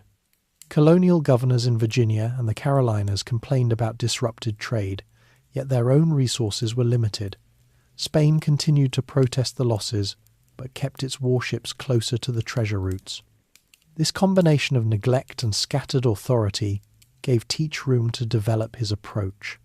He focused on targets that carried useful goods rather than those that might provoke stronger retaliation, and he made sure captured crews spread the word that resistance was pointless, but fair treatment was guaranteed. As winter approached, Teach's standing within the broader community of Nassau had risen noticeably. When the sloops returned for careening, men gathered to hear accounts of the cruises, and his name appeared more often in the quiet conversations around the fires. He continued to live simply ashore, repairing his own gear and sharing rum only when the company celebrated a successful division. His beard had become a practical feature as well as a mark of identity. It protected against the sun and spray, and he trimmed it only enough to keep it manageable. The habit of steady observation that had begun in Bristol now served him in command. He noted how men behaved under pressure, which sails held best in a blow, and which provisions lasted longest. The year 1717 drew to a close, with the partnership intact, and Teach firmly established as a captain in his own right. He had earned the trust of both Hornigold and the men through consistent results and fair leadership. His own approach to raids, quick, efficient, and sparing of unnecessary violence, had begun to set a pattern that others noticed. The life suited his temperament. The sea provided the freedom he had sought since leaving merchant service, and the company gave structure without the rigid hierarchies of naval or colonial authority. Political forces that once dictated every move now existed only as background conditions to be navigated rather than obeyed. The next phase of operations would carry them even farther from Nassau and into waters where new opportunities and new risks waited. For Edward Teach, the progress felt measured and deliberate, built on the foundations of every previous year at sea. He stood ready to meet whatever came next with the same quiet competence that had brought him this far. Queen Anne's revenge it. The new year of 1718 opened with the trade winds steady and the harbour at Nassau unusually quiet after the winter storms. Edward Teach and Benjamin Hornigold fitted out their 2 sloops for a longer cruise, stocking extra powder, shot and provisions that would let them stay at sea for weeks without returning. The company numbered about 120 men divided between the vessels, with Teach's sloop carrying the faster lines and the larger share of experienced hands. They cleared the islands on the morning tide of the 3rd week in January and shaped a course southeast toward the Windward Passage, where the French trade from Martinique and Guadeloupe crossed the main Atlantic routes. For 9 days they saw nothing larger than fishing boats. The routine aboard both sloops remained unchanged. Morning gun drills, constant lookout duty from the mastheads, and careful rationing of water drawn from the last cask. Teach stood his watches at the helm of his own vessel, feeling the wheel respond under his hands as the sloop lifted to each swell. His beard, now a thick black mass that reached the middle of his chest, was tied back with a strip of red cloth during the day. At night, he let it hang loose while he checked the compass and noted the ship's progress on the slate. The men had grown accustomed to his quiet presence. When he gave an order, it was spoken once, in the same even tone he had used since Bristol, and the work was done without hesitation. On the 10th day, a lookout called down from the maintop. A large 3-masted ship had appeared on the southern horizon, running before the wind with all plain sail set. The vessel was clearly French, her hull painted in the pale yellow favoured by merchants out of Nantes. Hornigold and Teach met briefly by boat between the 2 sloops and agreed on the approach. No vote was needed. The target was too rich to ignore. They spread out to cut off any escape and closed steadily. The Frenchman, later identified as La Concorde, carried 14 guns but made no attempt to fight.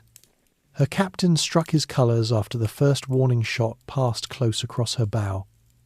Teach led the boarding party himself, climbing the side with a pistol in his belt and a cutlass at his hip.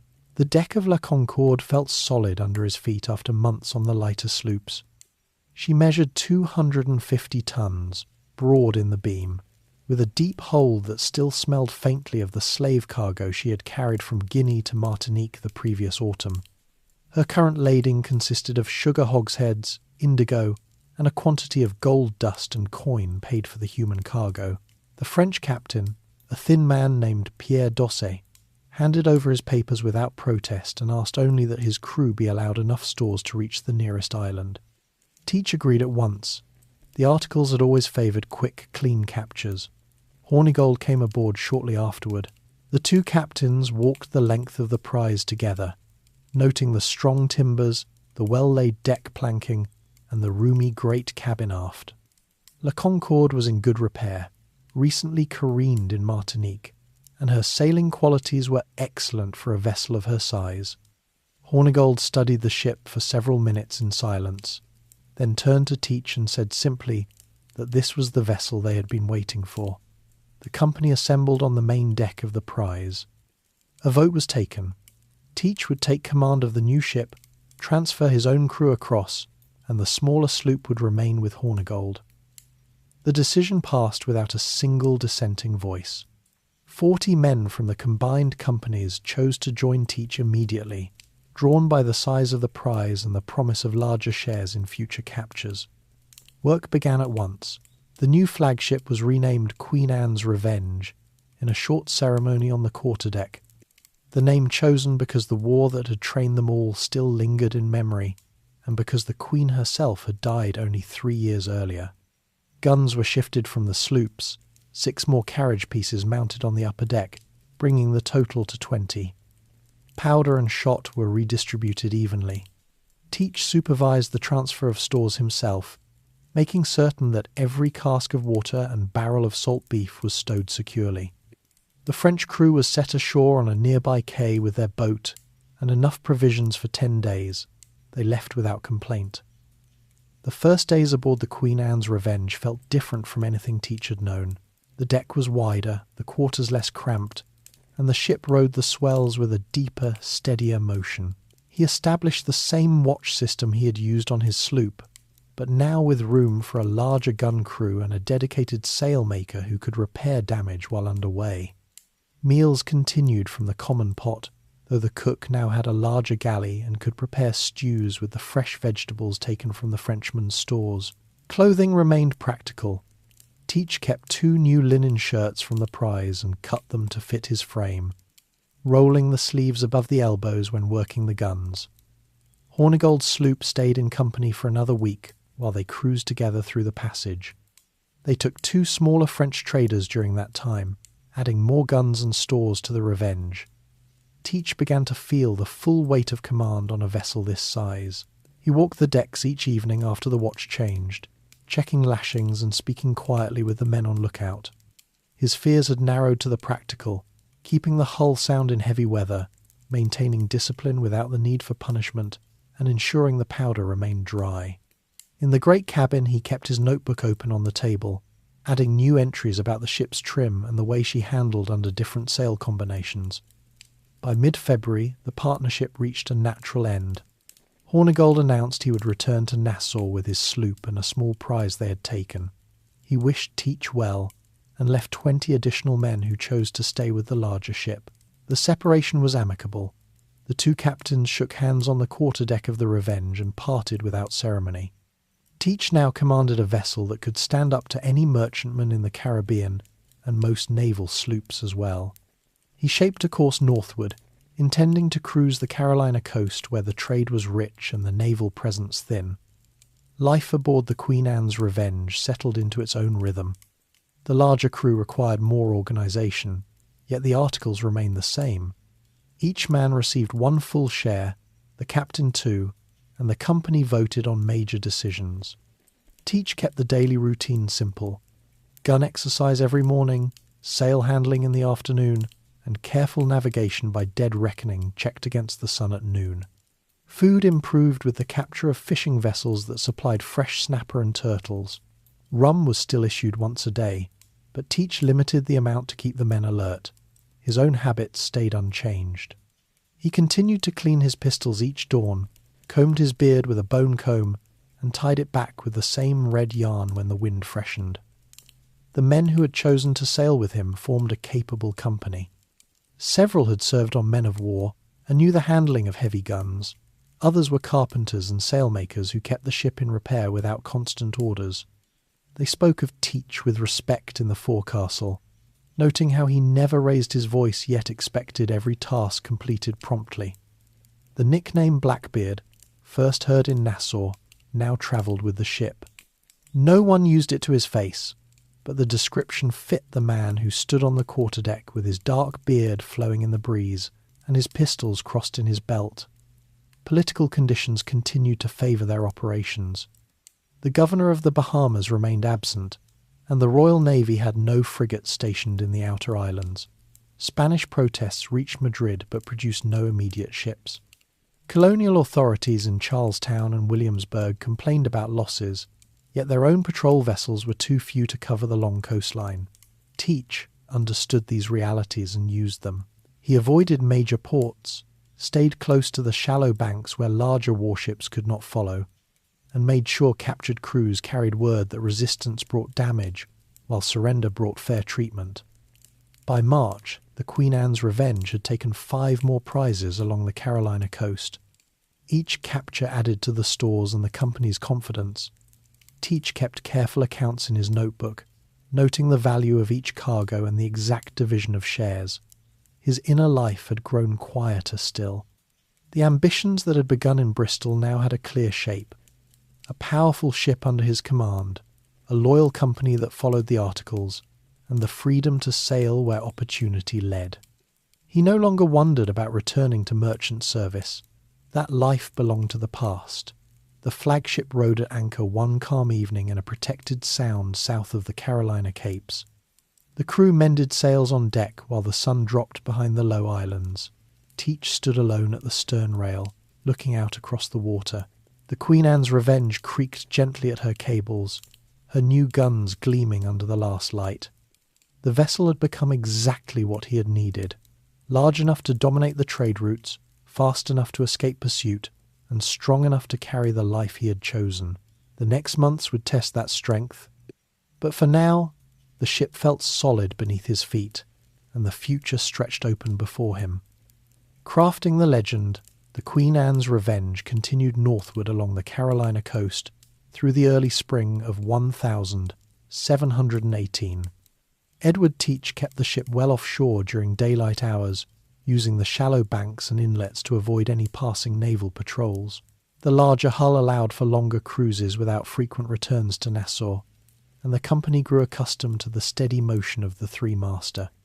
Provisions held well sugar and indigo from the French prize, mixed with captured salt pork and fresh fish caught from the deck. Water remained the limiting factor. Teach ordered careful rationing and frequent checks of the casks to prevent spoilage in the warming weather. Teach began to adjust his personal appearance in small but deliberate ways during these weeks. He let his beard grow unchecked, no longer trimming it to the short length he had maintained in merchant service or early privateering. The black hair reached his waist when loose, thick and coarse from constant exposure to salt and sun. He started the practice of twisting slow matches lengths of hemp cord soaked in saltpetre into the strands before going into action. The fuses were lit just before an approach, burning slowly with a faint smoke that drifted around his face. The effect was immediate and practical. The glowing embers made his features appear larger and more menacing in the half-light of dawn or dusk, when most captures took place. Men on the opposing deck saw a tall figure wreathed in smoke, pistols crossed in his belt, and often struck their colours before the first broadside landed. The slow matches were not mere show. Teach carried several in a small pouch at his waist, ready to light from a linstock kept near the quarterdeck guns. The practice served a dual purpose. It created an intimidating presence that encouraged surrender without fighting, and it kept the fuses close at hand if boarding turned into close combat. He tested the method first on a small coaster taken off the outer banks.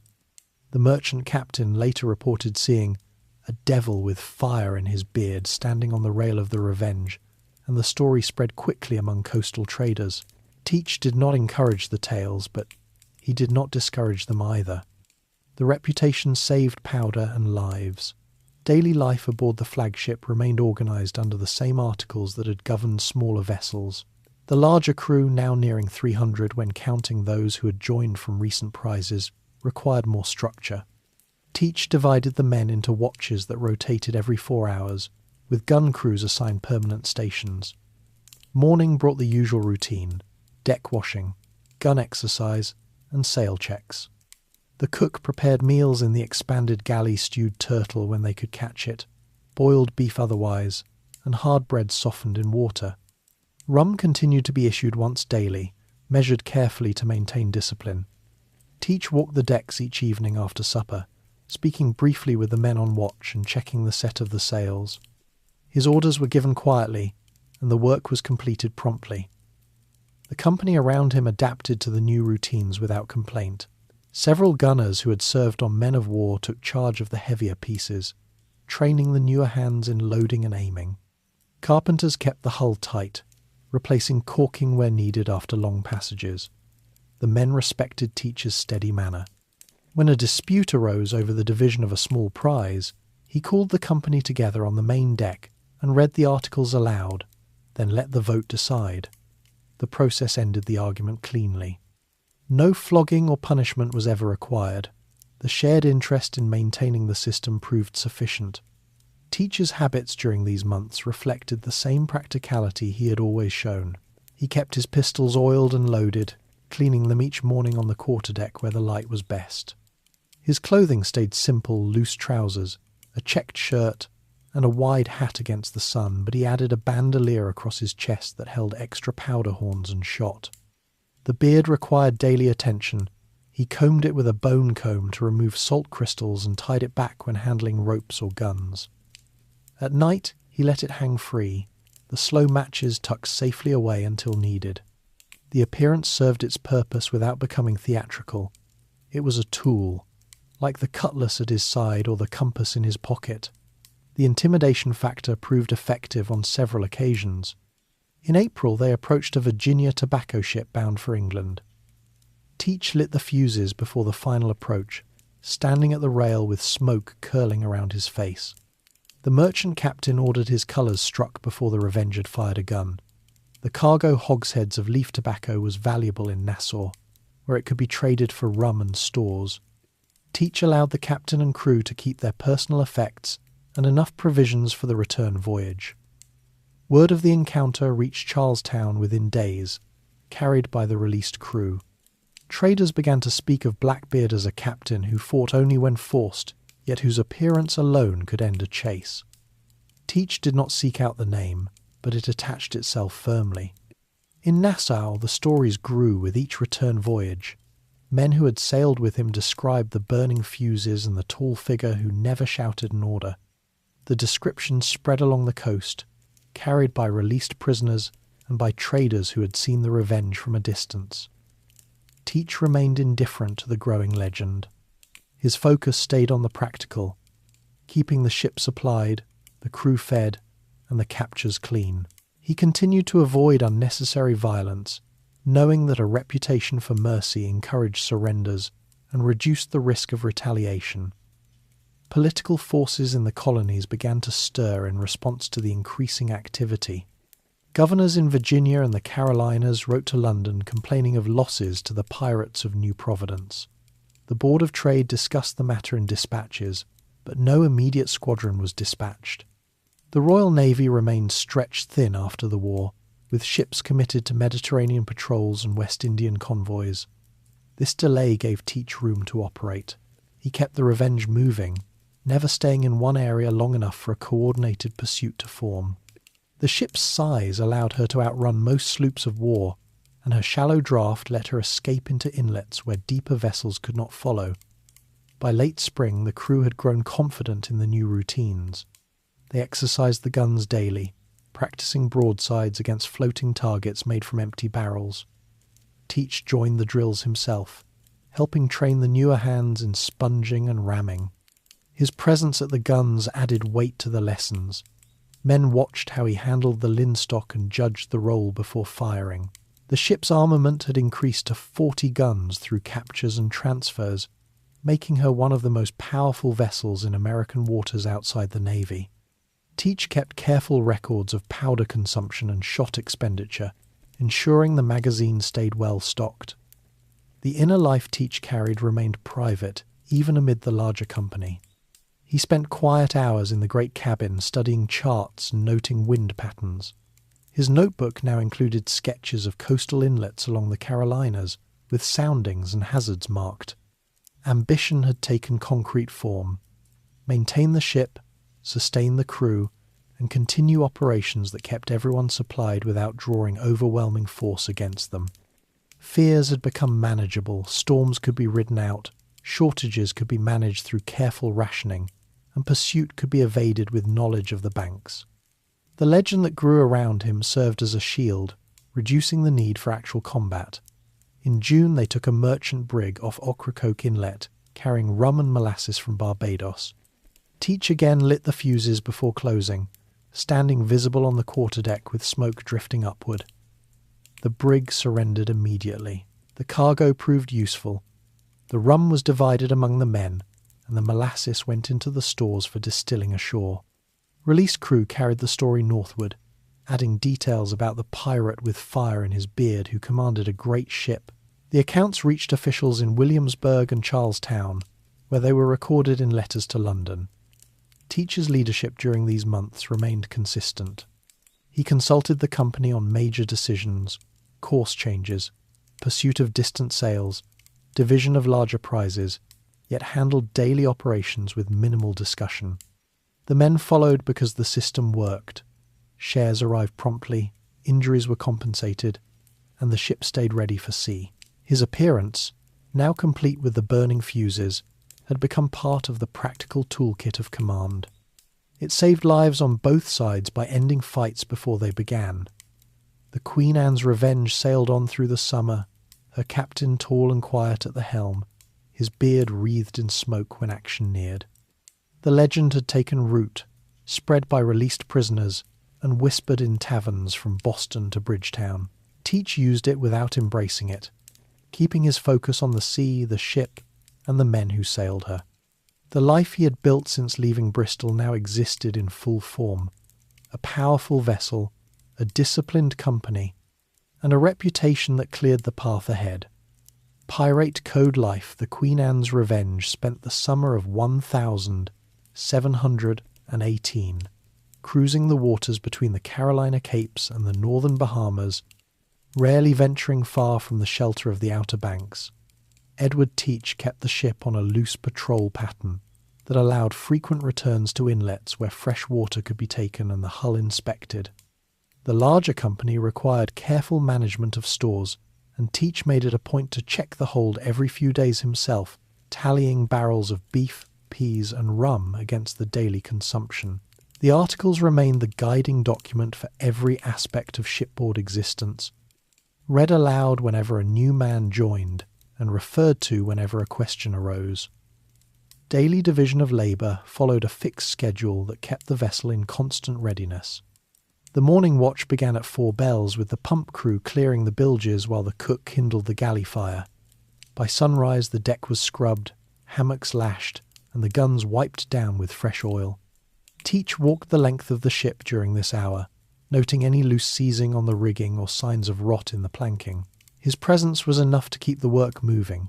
He rarely needed to speak beyond pointing out a specific task.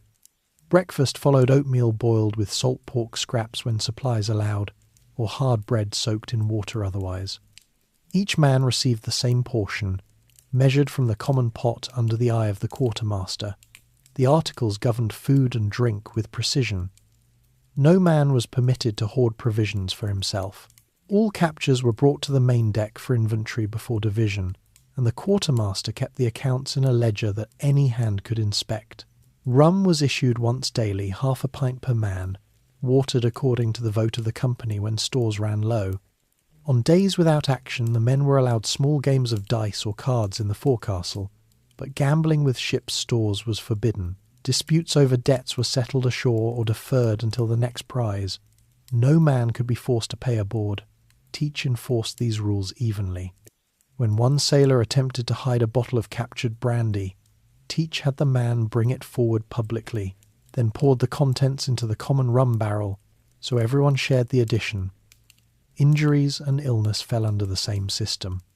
The articles set fixed compensation: 600 pieces of 8 for the loss of a right arm, 500 for a left, 400 for a leg, and lesser amounts for fingers or eyes. These sums came from the common chest before any division of prize money. Teach kept the chest locked in the great cabin with 2 keys, one held by him, the other by the quartermaster. When a gunner lost 2 fingers to a recoiling piece during practice, the company voted the compensation immediately, and the man received his coins from the chest that same evening. Sick men were moved to the forecastle, where they received the best available food and water until they recovered, or in rare cases, died. Teach visited the sick daily, checking their condition and making sure the cook prepared broth when meat was short. The crew's composition reflected the mixed origins of the pirate community. Men from England, Scotland, Ireland and the colonies formed the majority, with a handful from France, Holland and even a few former slaves who had joined from captured vessels. No distinction was made in shares or duties based on origin. A man's place depended on his skill with sail, gun or rope. Teach assigned positions according to ability. Experienced gunners manned the heavier pieces, carpenters worked under the boatswain, and the youngest hands learned from the older ones during quiet watches. Conversations in the forecastle turned often to practical matters. The set of a sail, the taste of fresh turtle compared to salt beef, the best way to splice a line under strain. Stories of past captures were told without exaggeration, simply as lessons in what had worked and what had not. Teach maintained his own routines amid the larger group.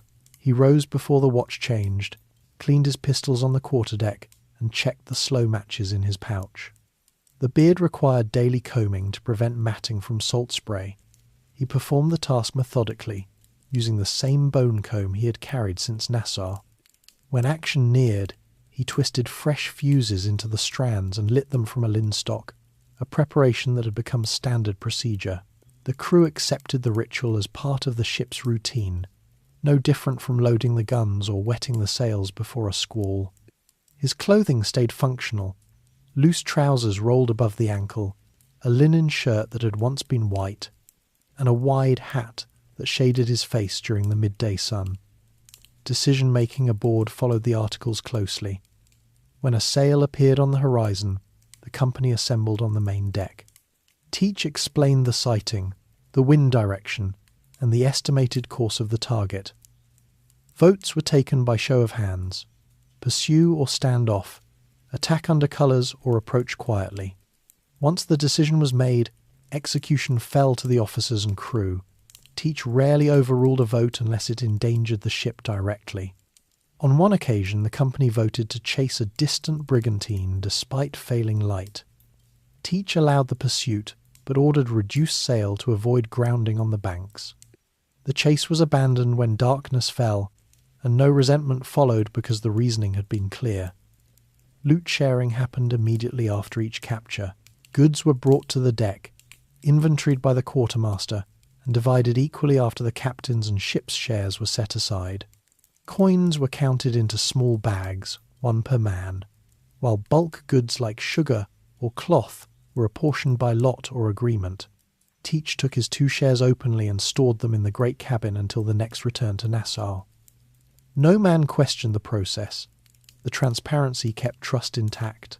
When a captured vessel carried personal items, watches, buckles, clothing, these were left with their owners, unless the company voted otherwise for particularly valuable pieces. The wider social forces shaping their existence remained distant. London's discussions about suppressing the New Providence pirates had not yet translated into ships or troops. Colonial governors issued proclamations warning against joining the pirates, but the proclamations rarely reached the outer islands. In Nassau, the settlement continued to grow, sustained by the goods the Revenge and other vessels brought in. Returning crews spent their shares quickly on rum, fresh food, repairs, and occasional visits from traders who arrived with cloth, tools and news from the mainland. Teach kept his own expenditures minimal, preferring to invest in the ship's maintenance and the common chest. Evenings aboard brought a measure of quiet. The watch on deck kept lookout, while the off-watch men mended clothes, sharpened blades, or simply sat in small groups talking low. Music came occasionally, a fiddle played softly, or a man singing an old four-bitter in the waist. Teach rarely joined these gatherings. He preferred the quarterdeck rail after dark, watching the phosphorescence trail behind the rudder and considering the next course. His notebook grew thicker with entries, soundings of hidden inlets, notes on how the Revenge handled under reduced sail, lists of stores that lasted longest in the heat. The code that governed their lives proved effective because it rested on mutual interest. Every man knew that breaking the articles meant expulsion or worse. yet enforcement came through the group rather than a single authority. Teach led by example, sharing the same rations, standing his watch, and handling the most dangerous tasks when boarding. The men followed because the system delivered consistent results: food in the hold, coins in their pockets, and a ship that stayed afloat and armed. By late summer, the Queen Anne's Revenge had become a self-contained society at sea. The articles provided the framework, the daily routine supplied the structure, and the shared risks created the cohesion. Teach stood at the centre of this arrangement, tall and quiet, his beard now a familiar sight to every hand aboard. He had shaped the life around the same principles he had learned in merchant service and refined in Nassau: fairness in division, readiness in action, and discipline without cruelty. The pirate code, in practice, proved as binding as any naval regulation, yet far more flexible and far more directly tied to the survival of every man who signed it. The ship sailed on through the warm waters, her company bound by rules they had chosen themselves. The life they led carried the same steady pulse as the waves beneath the keel, predictable in its routines, unpredictable in its outcomes, and sustained by the simple agreement that each man would keep his word to the others. Caribbean campaigns. The Queen Anne's Revenge turned southward again in the late summer of 1718, after a brief careening in a secluded Carolina Sound. Edward Teach chose the course to avoid the increasing coastal patrols that had begun to appear off Virginia and the Carolinas.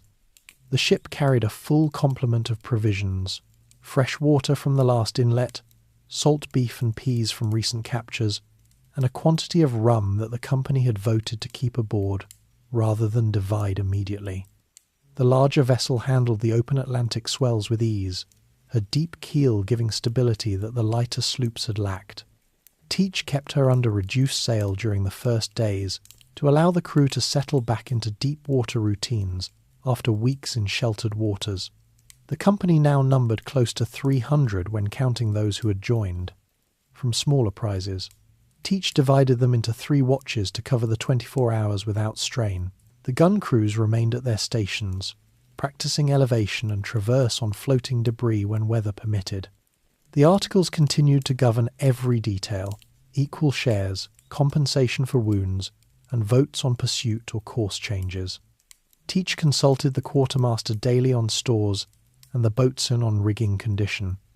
His orders stayed brief and specific, delivered in the same calm voice that had become familiar to every hand.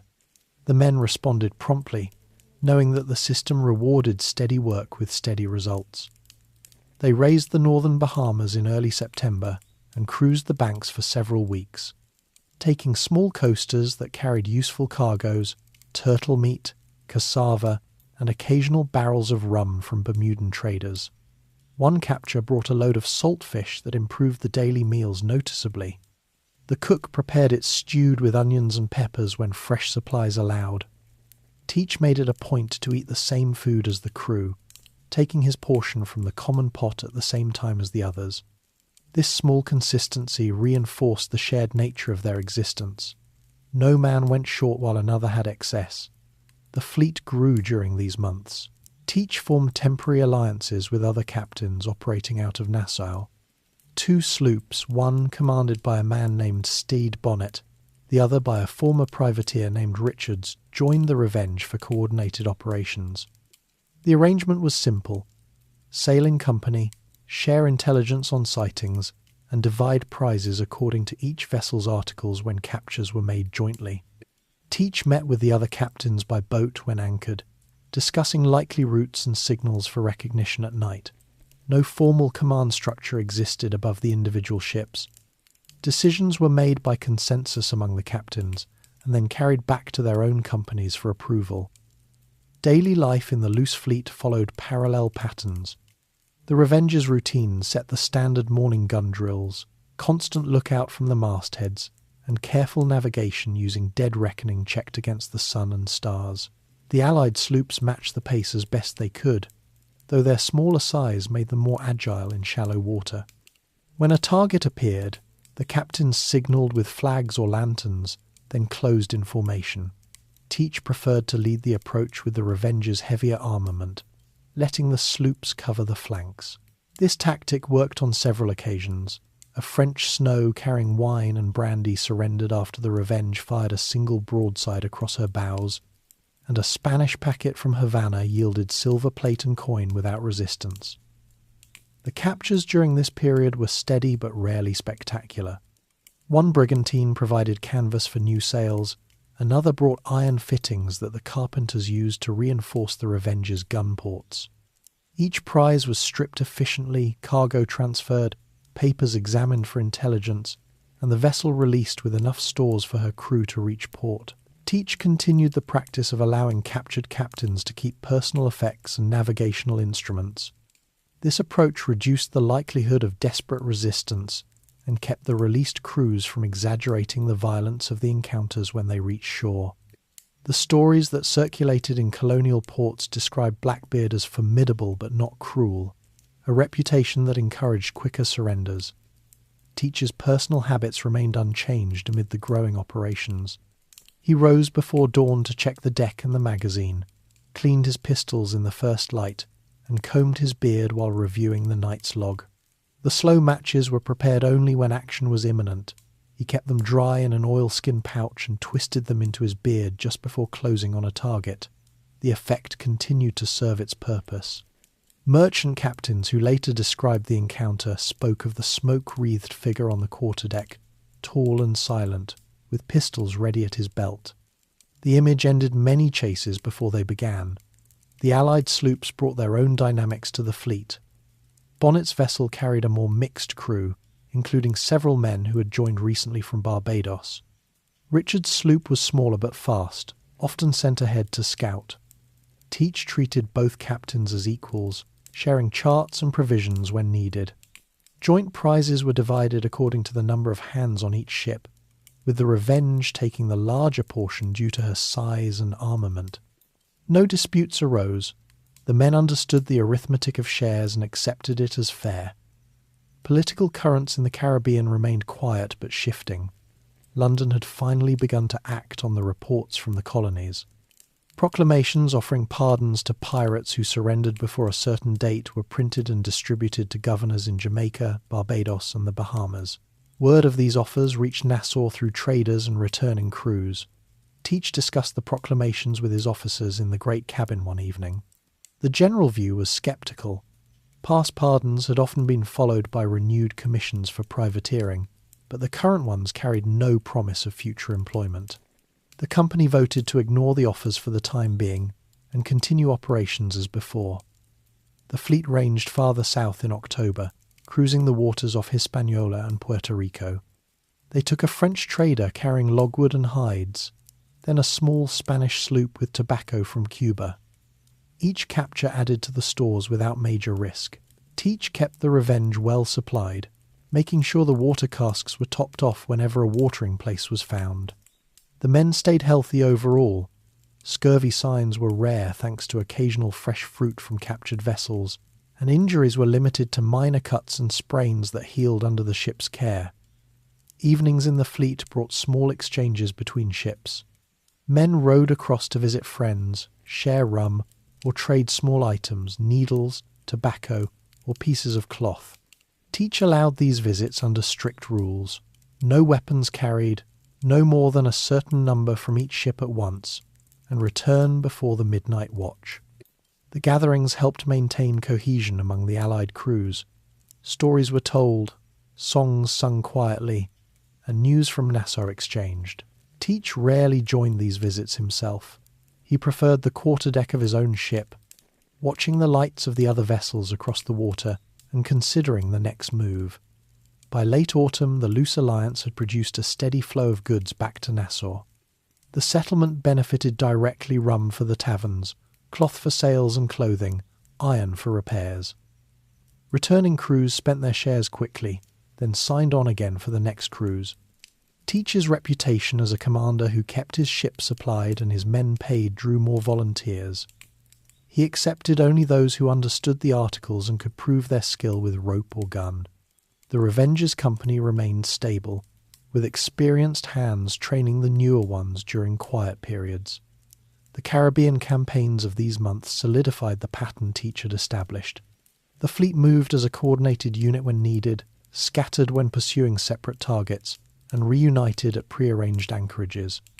Captures were consistent, risks controlled, and divisions fair. Teach navigated the operations with the same deliberate care he had always shown, watching the weather, reading the horizon, and keeping the articles at the centre of every decision. The wider world of colonial governors and distant London remained background noise. The immediate reality was the ship, the sea, and the company bound by shared rules. The Queen Anne's Revenge sailed on through the warming waters, her allied sloops keeping station nearby. The campaigns had brought steady profit and growing cohesion. Teach stood at the helm one clear morning as the sun rose behind the distant hills of Hispaniola, feeling the wheel respond to his hands. The life at sea had reached a steady state demanding, practical and entirely their own, Charleston blockade. The decision to head for Charlestown came after weeks of watching fever spread slowly through the company. Several men had taken to their hammocks with chills and sweats, and the surgeon reported that quinine and other supplies were running low. Edward Teach gathered the crew on the main deck of the Queen Anne's Revenge one calm morning in May 1718. He explained the situation plainly. The medicines were not available in Nassau or the smaller settlements, but a large colonial port like Charlestown would have them in its apothecaries and warehouses. The blockade would be short, the demands limited to medical supplies, and a reasonable ransom to cover the delay. No plundering of the town itself, no unnecessary damage. The company voted in favour, seeing the practical need and trusting Teach's record of keeping operations measured. The Revenge and her 2 consort sloops arrived off the bar at the entrance to Charlestown Harbour on May 22. Teach positioned the flagship where she could be seen clearly from the shore but stayed outside the range of the town's small shore batteries. The sloops took flanking stations to cover the channel approaches. No black flag was flown at first. The 3 vessels simply sat there, blocking the main passage in and out. Within hours, local pilots and curious merchants rowed out under flags of truce to inquire. Teach sent one of his own boats back with a written message delivered to the town authorities. The ships required a chest of medicines, including quinine, Jesuit's bark, bandages and surgical tools, along with food and water for the sick men. In exchange, all vessels currently in the harbour would be allowed to leave unmolested, and no further interference would occur. The blockade would lift once the supplies were delivered. Charlestown was then the principal port of South Carolina, busy with rice shipments, indigo, naval stores, and deerskins headed to England. The merchants and planters relied on regular sailings to maintain credit and trade. A prolonged stoppage threatened not only commerce but also the health of the community if fever reached shore. Governor Robert Johnson called his council together quickly. The town had no naval protection beyond a few small armed sloops, and the batteries were not manned in strength for a serious fight. After brief discussion, the decision was made to negotiate rather than resist. Over the next day and a half, small boats moved back and forth under truce. Teach kept his men aboard except for watering parties sent to nearby uninhabited islands. Discipline remained tight. No one was permitted ashore without orders, no shots were fired at passing vessels, and the captured ships already in hand were held quietly at anchor. The sick men received the best available rations, fresh water, broth made from captured livestock, and rest below decks. Teach checked on them personally each day, noting any change in their condition and passing word to the surgeon. On the 3rd day, a sloop came out from the town carrying the requested medicines, along with additional supplies, casks of fresh water, several live cattle, hogs, sheep, and quantities of sugar, flour, and bread. Samuel Wragg, a prominent merchant and member of the Governor's Council who had been aboard one of the small vessels taken earlier in the blockade, was released with his family as part of the agreement. The cargo was transferred to the Revenge without difficulty. Teach inspected the medicines himself to confirm they matched the list, then signalled the consorts to allow passage for any outbound ships. The blockade ended as quietly as it had begun. The 3 pirate vessels weighed anchor that evening and stood out to sea. The entire operation had taken less than 3 days. No shots were exchanged beyond warning guns fired well clear of any hull. No one ashore was harmed, and the town lost only the value of the supplies and the temporary disruption of trade. The released captives, including Rag, carried back accounts of the encounter. A tall captain with a thick black beard, who spoke calmly, kept his men in strict order, and asked for nothing beyond what was needed for his sick. These reports reached print in newspapers as far away as Boston within weeks, adding another layer to the growing stories about Blackbeard. Teach divided the captured livestock and stores among the company according to the articles. The medicines were used immediately on the sick men, who began to improve within days. The cattle and hogs were kept alive on deck for fresh meat as long as possible. The blockade had achieved its purpose without escalating into violence, and the company saw the wisdom in the restraint. Votes on future actions continued to reflect the same preference for efficiency over confrontation. After leaving Charlestown, the fleet cruised northward briefly, before turning back toward the Carolina Sounds. Teach chose to seek a place where the Revenge could be careened, and the hull inspected after months of steady service. They entered Topsail Inlet near what is now Beaufort, North Carolina, in early June. The channel was narrow and shifting, but local knowledge from captured pilots guided them in. The Revenge anchored in a sheltered spot, and the work of unloading stores and preparing to heel the ship began. During the careening, a sudden squall came up while the vessel was heeled over on the beach. The grounding was not catastrophic, but the hull took damage on the bar, and several guns were lost overboard in the confusion. Teach organised the crew to lighten the ship and refloat her, but the damage proved more extensive than first thought. The consort sloops, lighter and undamaged, were able to pull free and stand by. After assessment, Teach made the decision to abandon the Revenge. The company transferred usable stores, guns and powder to the smaller vessels. What could not be salvaged was left behind. Teach then moved to one of the sloops, now carrying a reduced company of about 40 men. The larger ship that had served as flagship for nearly a year was stripped and left aground. The site became a temporary camp while the men rested and planned the next move. Teach kept the same routines: daily checks of stores, fair division of what remained, and consultation with the company on course. The loss of the Revenge was a practical setback, not a defeat. The men still had fast sloops, arms, and the freedom of the coast. The blockade at Charlestown had been the high point of visibility for Teach's operations. It demonstrated how intimidation and negotiation could achieve more than cannon fire. No battle had taken place, only the quiet pressure of armed ships sitting across the harbour mouth. The town had paid what was asked to make the visitors leave. The released captives spread the story. A pirate captain who looked fearsome but acted with calculation, who took what he needed and moved on without burning or looting. Teach spent the weeks after the grounding in quiet preparation. He walked the beach at low tide, examining the stranded hull and noting what might be worth recovering later.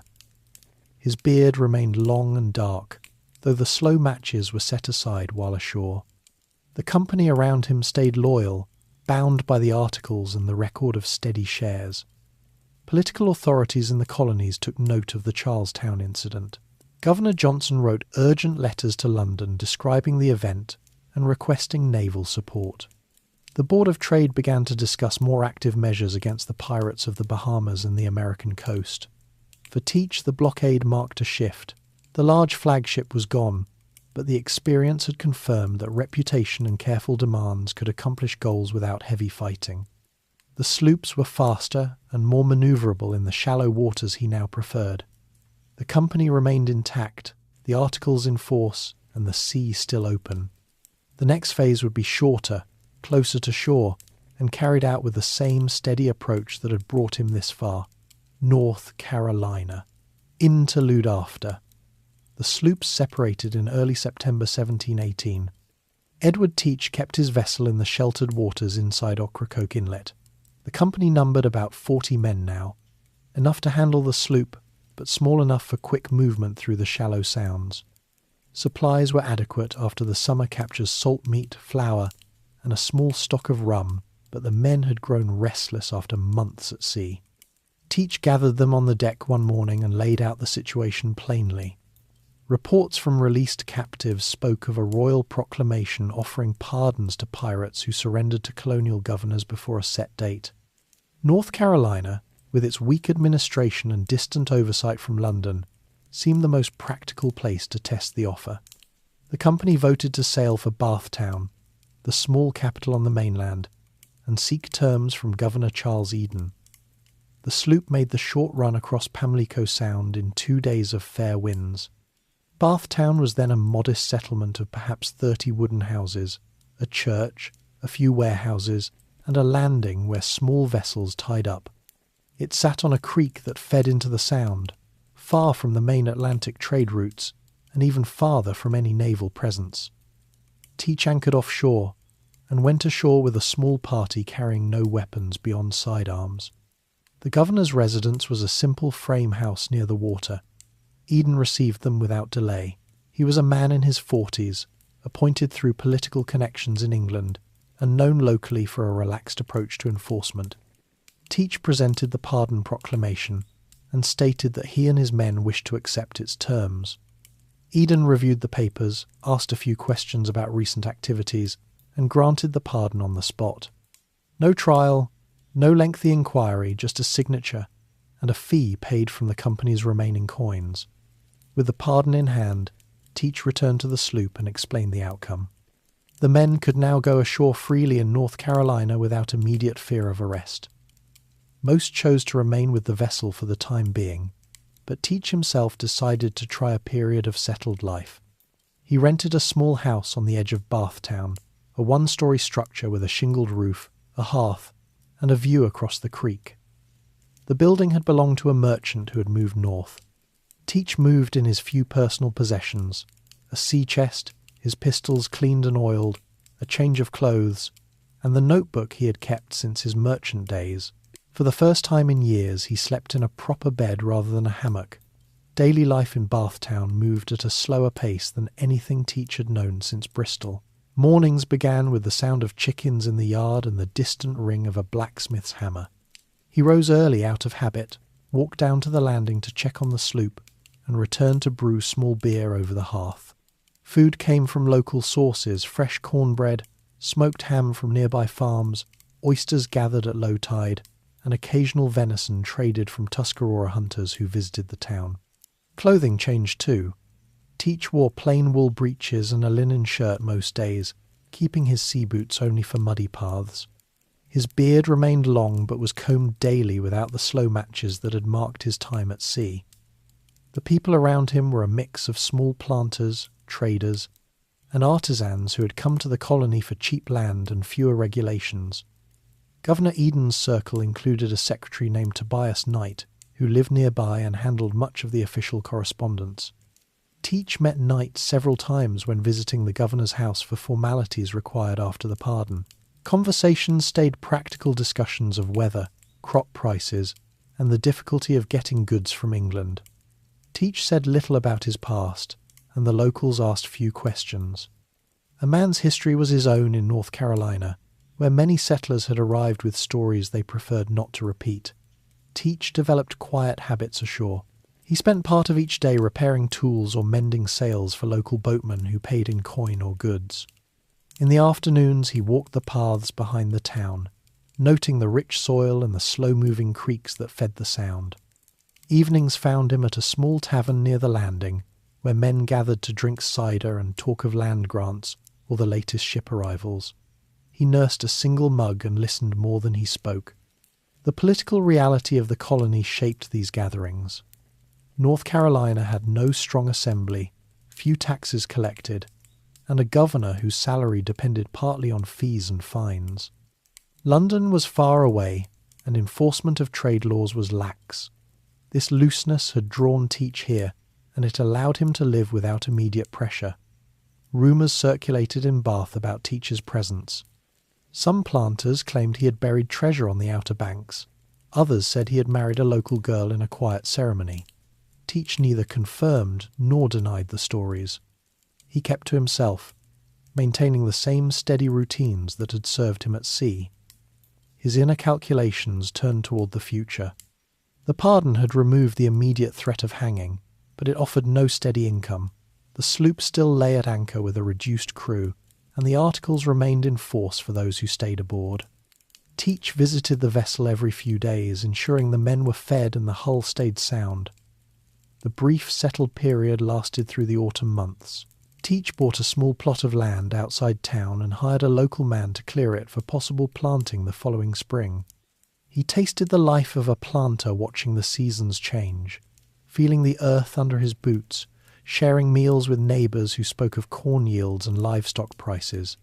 The experience was new but not unwelcome. After years of salt spray and rolling decks, the steady ground and the smell of wood smoke felt solid. Yet old habits remained. He kept his pistols loaded and within reach, checked the horizon each morning for unfamiliar sails, and maintained the quiet watchfulness that had become part of his character. Governor Eden and Secretary Knight continued to treat Teach with courtesy. They invited him to occasional dinners where talk turned to colonial matters, the need for better roads, the threat of Spanish raids on the coast, the slow trickle of new settlers. Teach listened and offered practical observations drawn from his years at sea, the best routes for small vessels, the dangers of shifting inlets, the value of quick communication between settlements. No one pressed him on past activities.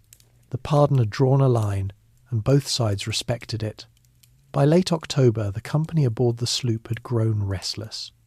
Some men left for other colonies with their shares. Others signed on to merchant vessels now that they could do so legally. Teach kept a core group of 10 or 12 who preferred the sea life. He made short trips with them into the sounds, checking fishing grounds and watching for opportunities that might arise without breaking the pardon's terms. These excursions were quiet, small hauls of fish or timber, rather than prizes. The articles still guided the division, though on a much smaller scale. The political forces shaping the colony remained fragile. North Carolina's governors had long struggled with distant oversight from the Lords Proprietors in England. Corruption rumours followed Eden, yet no investigation reached the colony. Teach understood the balance. The pardon had been granted quickly because it cost the governor little and kept the peace locally. In return, Teach maintained a low profile. He avoided any action that might force Eden to act against him. The weeks ashore passed steadily. Teach repaired the small house, stacked firewood for the coming winter, and traded with passing vessels for tools and cloth. His beard, once a mark of intimidation at sea, became simply part of his appearance among people who had grown used to seeing tall, quiet men arrive from the water. He developed a taste for local cider and the simple meals of corn, mush and pork that sustained the settlers. The fears that had once centred on storms and shortages now narrowed to practical concerns, whether the land would produce, whether the sloop needed new caulking, whether the pardon would hold if larger naval forces arrived. As November began, Teach felt the pull of the water again. The settled life had given him rest and a taste of stability, but the routines of ship and crew still called. He visited the governor once more to confirm that the pardon remained valid for those who kept the peace. Eden assured him it did. Teach then walked back to the landing, looked out across the sound, and considered the next short cruise. The interlude had been genuine, a period of ordinary days in an ordinary colonial town, but it had not erased the years at sea. The articles, the company and the horizon remained part of who he had become. The house in Bathtown stood ready for his return, the land waited for spring planting, and the neighbours continued their quiet lives. Teach had experienced the other side of the coast, the one without rolling decks or warning shots. It had been calm, practical, and briefly his own, yet the sea still lay open, and the sloop still rode at anchor. The choice of what came next rested with him and the men who had stayed. Turn. To sea. The quiet weeks in Bathtown came to an end in the second week of October, 1718. Edward Teach had kept the small house tidy, stacked firewood against the coming cold, and walked the cleared plot of land each morning to judge the soil. Yet the routines of settler life began to feel narrow. Neighbours spoke of next year's corn planting and the price of hogs, while Teach found himself listening for the sound of sails on the Sound and checking the horizon out of habit. The sloop still lay at anchor with its reduced crew, and the articles that had governed their years together remained in force for those who had stayed. One evening Teach walked down to the landing, looked across the water, and decided the time had come. He told the men who had waited that they would sail again the next morning. No vote was needed. The company understood the shift without discussion. The sloop cleared the creek at first light. Teach had taken back command quietly, resuming the same watch system and the same measured division of stores. The vessel carried about 25 hands, now some of the original company, who had grown restless ashore, plus a few new men from the town who had signed on after hearing the sloop was leaving. Provisions were light: salt pork, cornmeal, and water casks filled from the creek. Rum was issued in the old measured amount. Teach stood at the helm as they threaded the narrow channel out of the Sound, feeling the familiar lift of the deck under his feet. The settled interlude had been real, but the sea felt steadier. They cruised first along the outer banks, staying in the shallow waters where larger ships could not follow. The first capture came 3 days out, a small Virginia coaster carrying barrel staves and salted fish. Teach approached under no colours at first, then raised the black flag only when close enough for the merchant captain to see it clearly. A single warning shot across the bow brought immediate surrender. The cargo was transferred, the vessel released with enough stores for her crew, and the division made according to the articles that same evening. Each man received his share in coin and goods. Teach took his 2 shares openly and stored them in the small cabin. The process felt familiar and right. The company grew over the next weeks as word spread along the coast. Released crews carried news that Blackbeard had returned to sea, and men who had taken the pardon earlier began to drift back toward the Sounds. Teach accepted only those who agreed to the articles and could prove their skill. By mid-November the sloop carried nearly 40 hands again. Daily life settled back into the old pattern: morning deck scrub, gun exercise with the few carriage pieces they still had, constant lookout from the masthead. Meals came from the common pot, now improved slightly by fresh fish caught over the side. Teach walked the deck each evening after the watch changed, checking lashings and speaking briefly with the men. His orders remained quiet and exact. Frustrations with colonial life had played their part in the decision to sail again. Governor Eden had kept his word on the pardon, but pressure from neighbouring colonies had grown. Virginia's Governor Alexander Spotswood had written sharp letters to London and to Eden, complaining that North Carolina had become a safe haven for pirates. Teach heard these reports through traders who visited the sloop. He also noticed that local planters in Bath had begun to keep more distance, their conversations shorter, their offers of trade more cautious. The land he had cleared still waited, but the soil felt less certain when every passing vessel might carry news of naval ships on the way. At sea the risks were known and shared. Ashore the uncertainties came from distant offices and rival governors. Teach kept operations close to the coast and brief. They took several more small prizes in the weeks that followed: coasters carrying naval stores, a fishing smack with dried fish, and one brigantine loaded with sugar from the West Indies. Each encounter followed the same pattern: approach, warning shot, surrender, quick inventory, release. No broadsides were exchanged, no boarding fights occurred.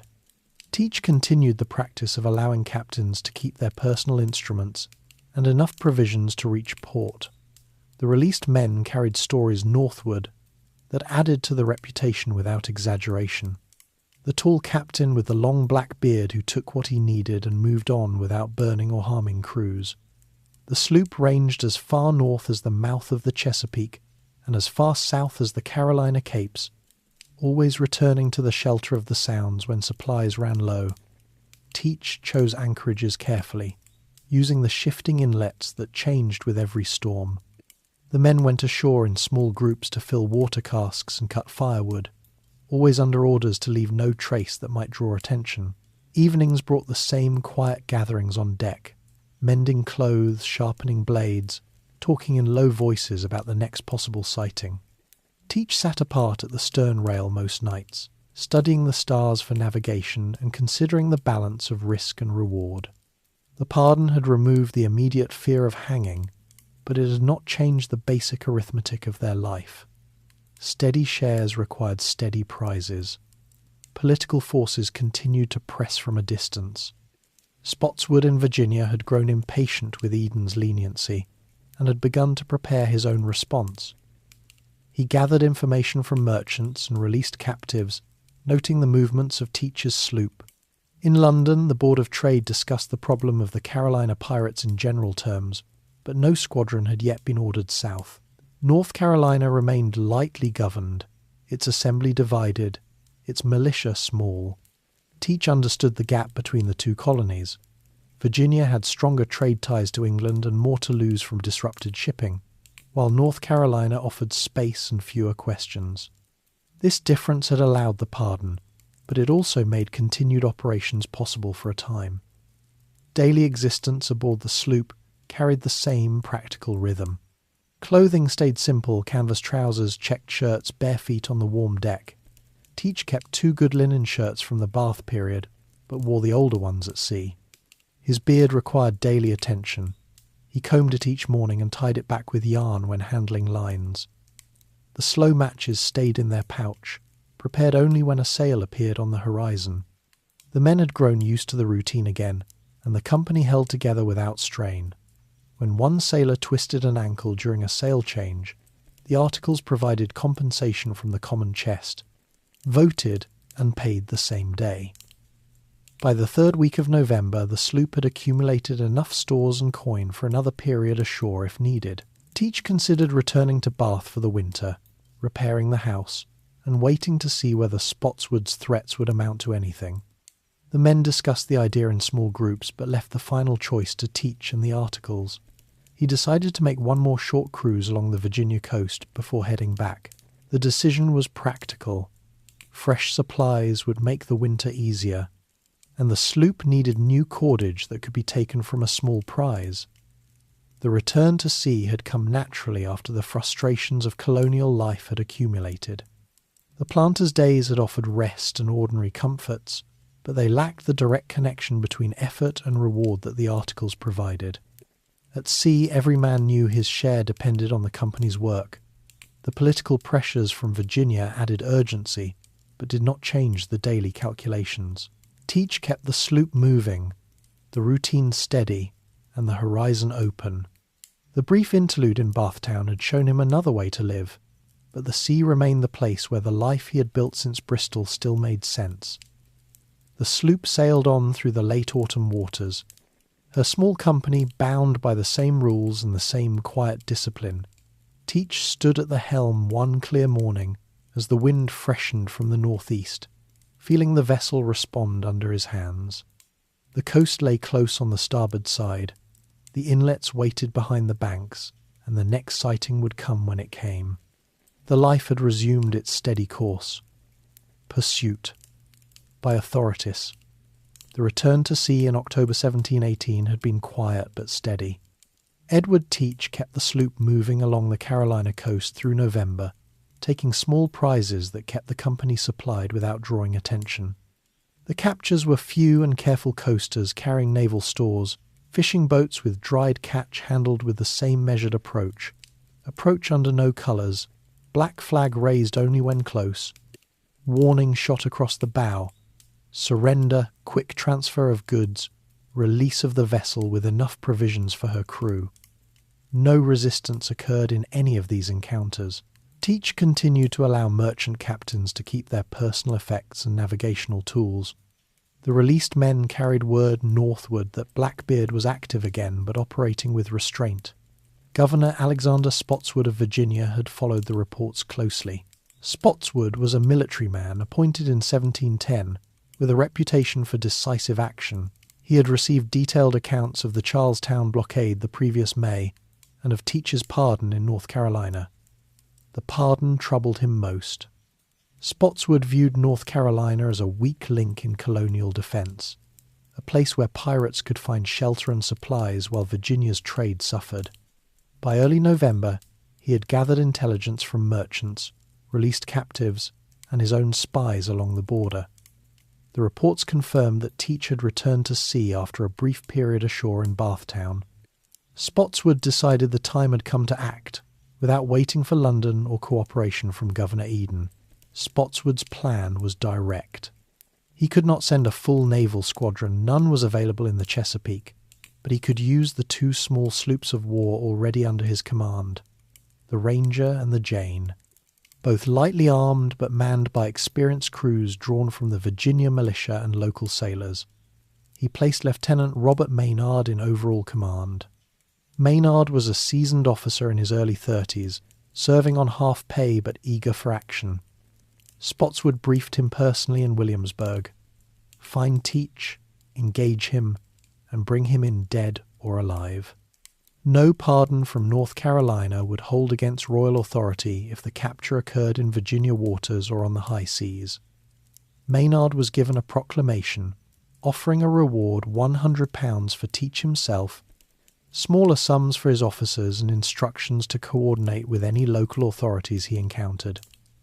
Maynard sailed from Kecoughtan, now Hampton, on November 17 with the 2 sloops, carrying about 60 men between them. The vessels were small, each around 30 tons, armed with a few carriage guns and swivels, but fast and manoeuvrable. Maynard kept the crews drilled daily, practicing boarding tactics and small arms fire. He carried copies of the royal proclamation and letters from Spotswood authorizing action against pirates in any waters. The sloops shaped a course southward along the coast, stopping at small inlets to question fishermen and traders. By November 21, they had reached the waters near Ocracoke Inlet, where reports placed Teach anchored inside the sound. Teach had chosen Ocracoke for its protected anchorage and narrow entrance. The sloop lay in a shallow bay behind the inlet, with lookouts posted on the high dunes. The company spent the days fishing, mending gear, and resting after the recent short cruises. Teach walked the beach each morning, checking the tides and watching for unfamiliar sails. He knew the pardon offered no real protection if Virginia forces decided to move. The articles remained in force, and the men stayed loyal, but the group was small, around 25 to 30 hands, and the sloop carried only light armament. Teach kept the vessel ready for sea, with stores and powder stowed securely. On the evening of November 21, Maynard's sloops sighted the inlet. They anchored outside the bar to avoid grounding in the dark. Maynard sent a small boat in under cover of night to scout. The lookout returned with confirmation. A sloop matching Teach's description lay at anchor inside. Maynard decided to enter at first light the next day. He divided his men between the 2 vessels, armed them with cutlasses, pistols, and muskets, and prepared boarding parties. The sloops would approach under British colours to avoid immediate alarm, then close quickly when Teach's sloop was sighted. Teach spent that night ashore with a few men, cooking fresh fish over a driftwood fire. The rest of the company stayed aboard the sloop under the boatswain's watch. He returned before dawn, climbed the side, and checked the deck. The morning was clear, with a light wind from the northeast. Lookouts were posted, guns loaded, and the crew stood to their stations. Teach took the helm himself, ready to weigh anchor if needed. The inlet lay quiet, the sound calm. Maynard's sloops crossed the bar with the rising tide around 8 o'clock. They flew British colours and approached the anchored sloop. Teach saw them from the deck and recognised the threat immediately. He ordered the black flag hoisted and the guns run out. The company numbered fewer than 30. Maynard's force was twice that. Teach kept the sloop at anchor for the moment, letting the approaching vessels close the distance. Maynard hailed across the water, demanding surrender in the name of the king. Teach responded with a shouted refusal and a warning that he would give no quarter. The action began quickly. Maynard's sloops separated to approach from different angles. The Jane, under Maynard's direct command, closed first. Teach's men fired a broadside as she came within range. The shot tore through rigging and killed several men on deck. Maynard ordered return fire, and the 2 vessels exchanged volleys at close range. The Ranger the second sloop, manoeuvred to cut off escape. Teach tried to weigh anchor and run for the narrow channel, but the wind was light and the sloop moved slowly.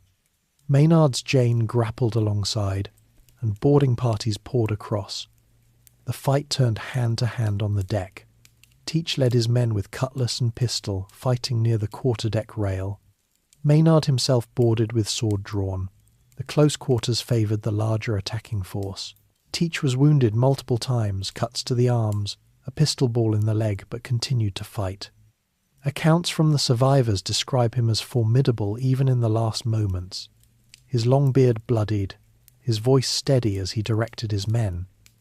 The deck became slippery with blood. Men fell on both sides. Maynard pressed forward, and in the final minutes Teach was surrounded. He was cut down by several blows at once, sword strokes to the neck and body. Maynard later reported that Teach received 5 pistol wounds and 20 sword cuts before he fell. The fight lasted less than half an hour. Teach's men, outnumbered and with their captain dead, threw down their arms. Maynard secured the sloop, took the survivors prisoner, and searched the vessel. He found the usual stores: powder, shot, rum, captured goods, and a few personal items belonging to Teach. A silver cup, a small chest of coins, and the notebook he had kept for years. Maynard ordered the head severed from the body and hung from the bowsprit of the Jane as proof of the capture. The body was thrown overboard according to custom. Maynard sailed back toward Virginia with the prize sloop in tow and the prisoners secured. The head served its purpose. Fishermen and coastal dwellers who saw it spread word quickly. By the time the sloops reached Kecoughtan, the news had reached Williamsburg.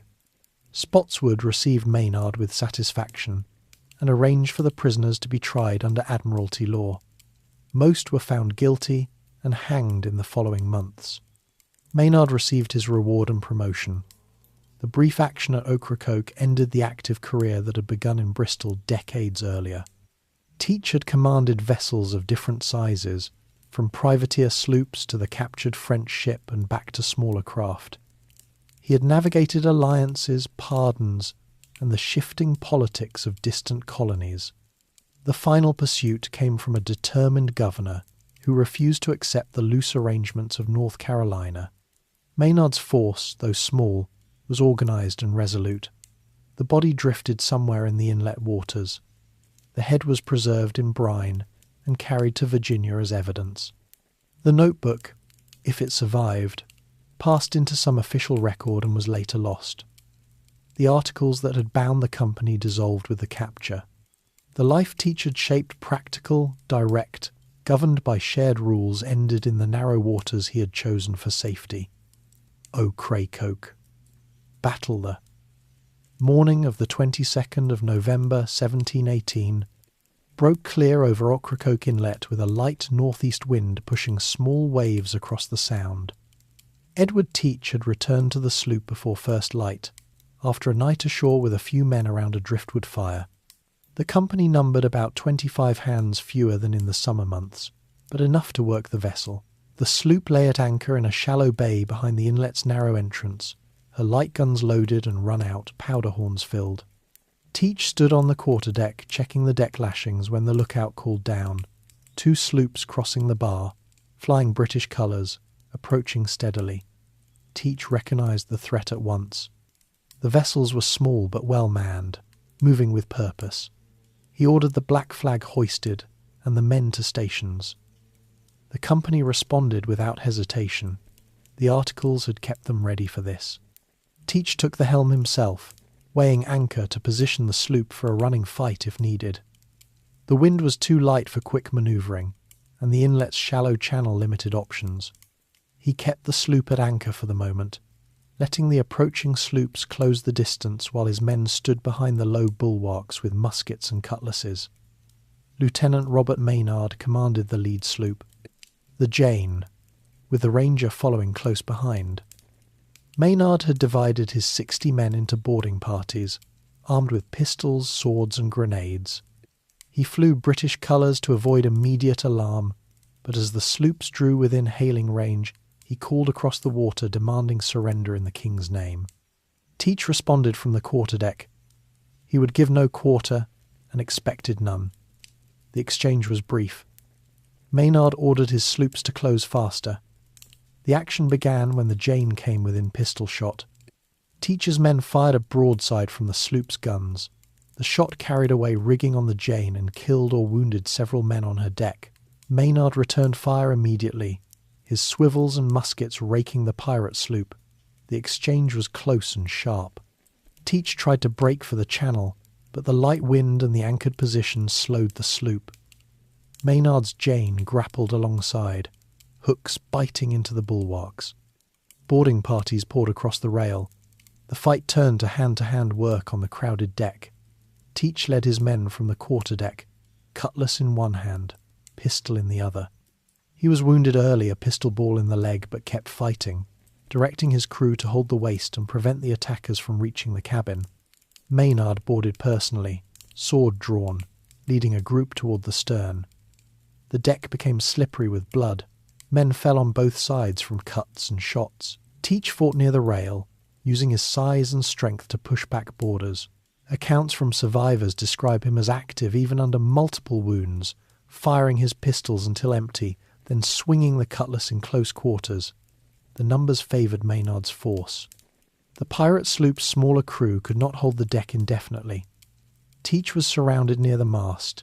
He received sword cuts to the arms and neck, and another pistol ball struck his body. He continued to fight until several blows landed at once. Maynard himself struck the final sword stroke that brought him down. Teach fell on the quarterdeck, his long beard bloodied, his body marked by 5 pistol wounds and 20 cuts, according to the later report. With their captain dead, the remaining pirates threw down their arms. The fight had lasted less than half an hour.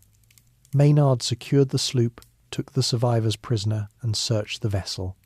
The holds contained the usual stores: powder, shot, rum, captured goods, and a few personal items, a silver cup, a small chest of coins, and the worn notebook Teach had kept since his merchant days. Maynard ordered the head severed from the body and suspended from the Jane's bowsprit as proof. The body was thrown overboard into the inlet waters. Maynard then sailed the prize sloop in tow back toward Virginia, the prisoners secured below. The head served its purpose on the return passage. Coastal dwellers who saw it spread word quickly. By the time the sloops reached Kecoughtan, the news had reached Williamsburg. Spotswood received Maynard with satisfaction and arranged for the prisoners to be tried under Admiralty law. Most were convicted and hanged in the following months. Maynard received his reward and promotion. The battle at Ocracoke ended the active phase of Teach's career. The sloop that had carried him since the loss of the Queen Anne's Revenge was taken intact, her guns silent after the final broadside. The company that had followed the articles for years was broken. The inlet returned to its usual quiet, the tides covering the marks of the fight. Teach's death came not in a grand cannon duel, but in close, brutal work on a small deck against a larger force. The years at sea, privateering, piracy, the pardon, the return concluded here in the narrow waters he had chosen for shelter. The political response was immediate in Virginia. Spotswood used the victory to press for stronger measures against the remaining pirates in the Bahamas and the Carolina coast. London took note of the action, though the broader suppression of piracy would take several more years. In North Carolina, Governor Eden faced questions about the pardon he had granted, but no formal inquiry followed. The battle marked a practical end to the loose arrangements that had allowed Teach to operate along the coast. The inlet waters carried on as before, the sound calm under the late autumn sky. The sloop that had been Teach's last command was towed away, her deck cleaned of blood, her stores inventoried. The life he had shaped, governed by articles, sustained by steady routines, ended with the fall of its captain.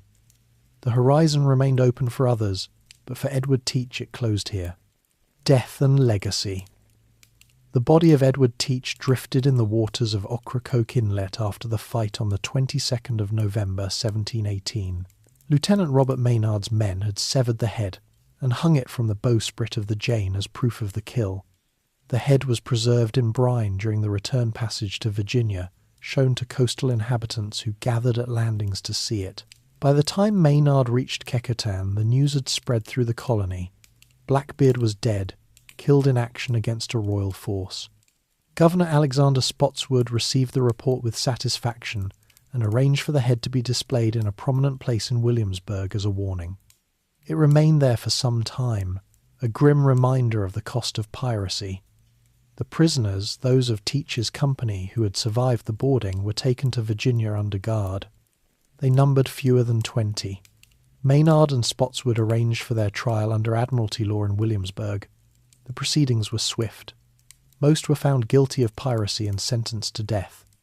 Executions followed in the months after the battle, carried out publicly. The men who had signed the articles, shared the prizes, and followed Teach through the years at sea, met their end on the gallows.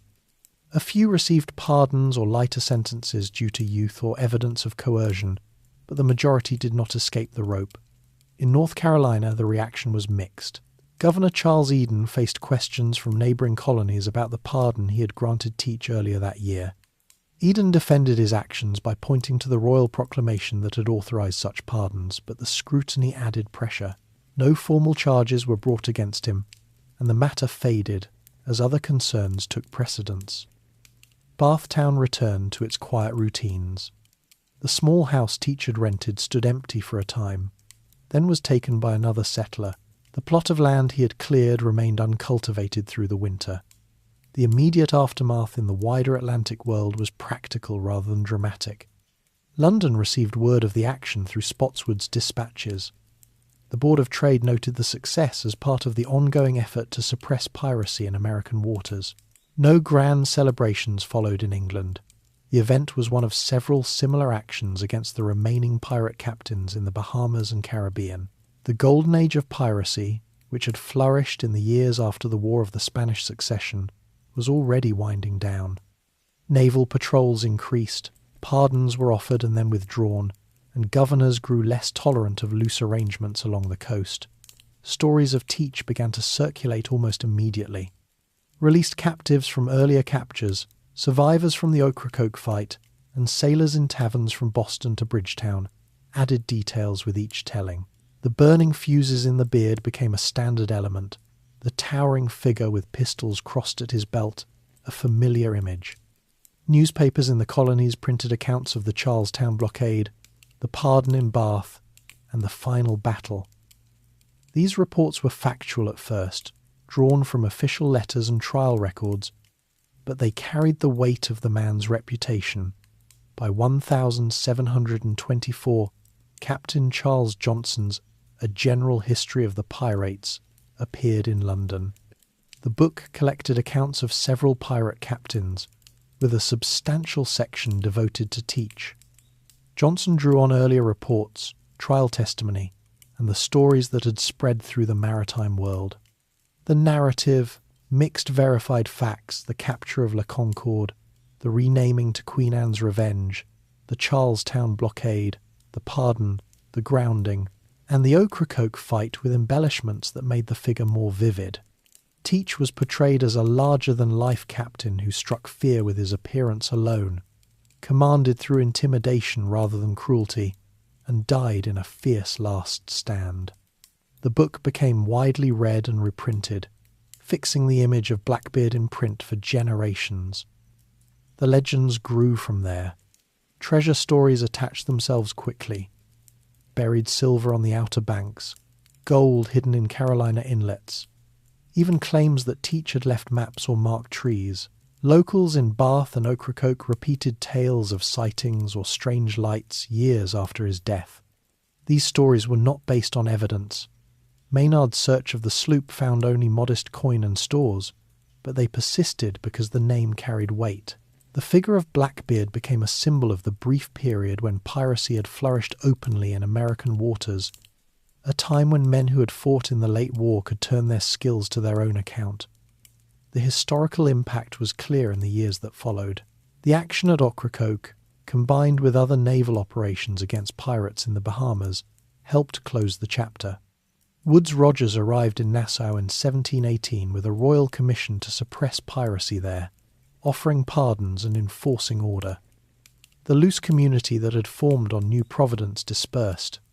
Former pirates either accepted pardons and returned to merchant service, were hunted down, or drifted to other regions. The trade routes became safer, convoys more regular, and colonial governors less willing to overlook violations.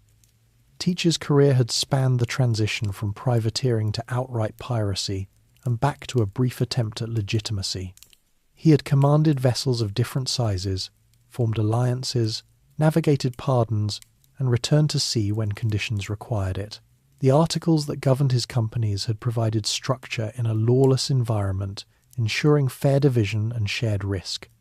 His approach favouring intimidation over prolonged fighting had kept casualties low on both sides and allowed steady operations.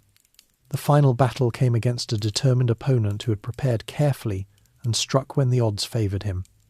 In the broader sweep of history, Teach marked the end of an era. The Golden Age of Piracy lasted roughly a decade, fueled by post-war unemployment among sailors and the lack of strong authority in distant colonies. It ended as naval power reasserted itself, pardons were withdrawn, and trade resumed under stricter control. Blackbeard became the most famous figure from that brief period, his name and image enduring long after the facts had settled. The inlet at Ocracoke returned to its natural quiet. The tides continued to shift the sandbars, the Sound lay calm under changing skies. The house in Bathtown stood occupied by others. The land Teach had cleared grew over with weeds and then crops. The sea carried on, the trade routes filled with merchantmen again. And the stories of the tall captain with the black beard passed into print and memory. The life that had begun in Bristol with ropes and tar ended in the waters of North Carolina. The man who had learned the sea, commanded vessels, shared prizes, and lived by articles of his own making left behind a name that outlasted the events. The history of piracy in the Atlantic moved forward without him, but the figure of Blackbeard remained fixed in the accounts that followed. The weeks and months after the battle brought a slow return to ordinary patterns along the coast. Virginia's trade resumed without the shadow of Teach's sloop. North Carolina's small ports continued their quiet business. The stories persisted in taverns and on decks, growing with each retelling. The man himself had passed into the water, but the name endured, carried on the wind across the same seas he had sailed.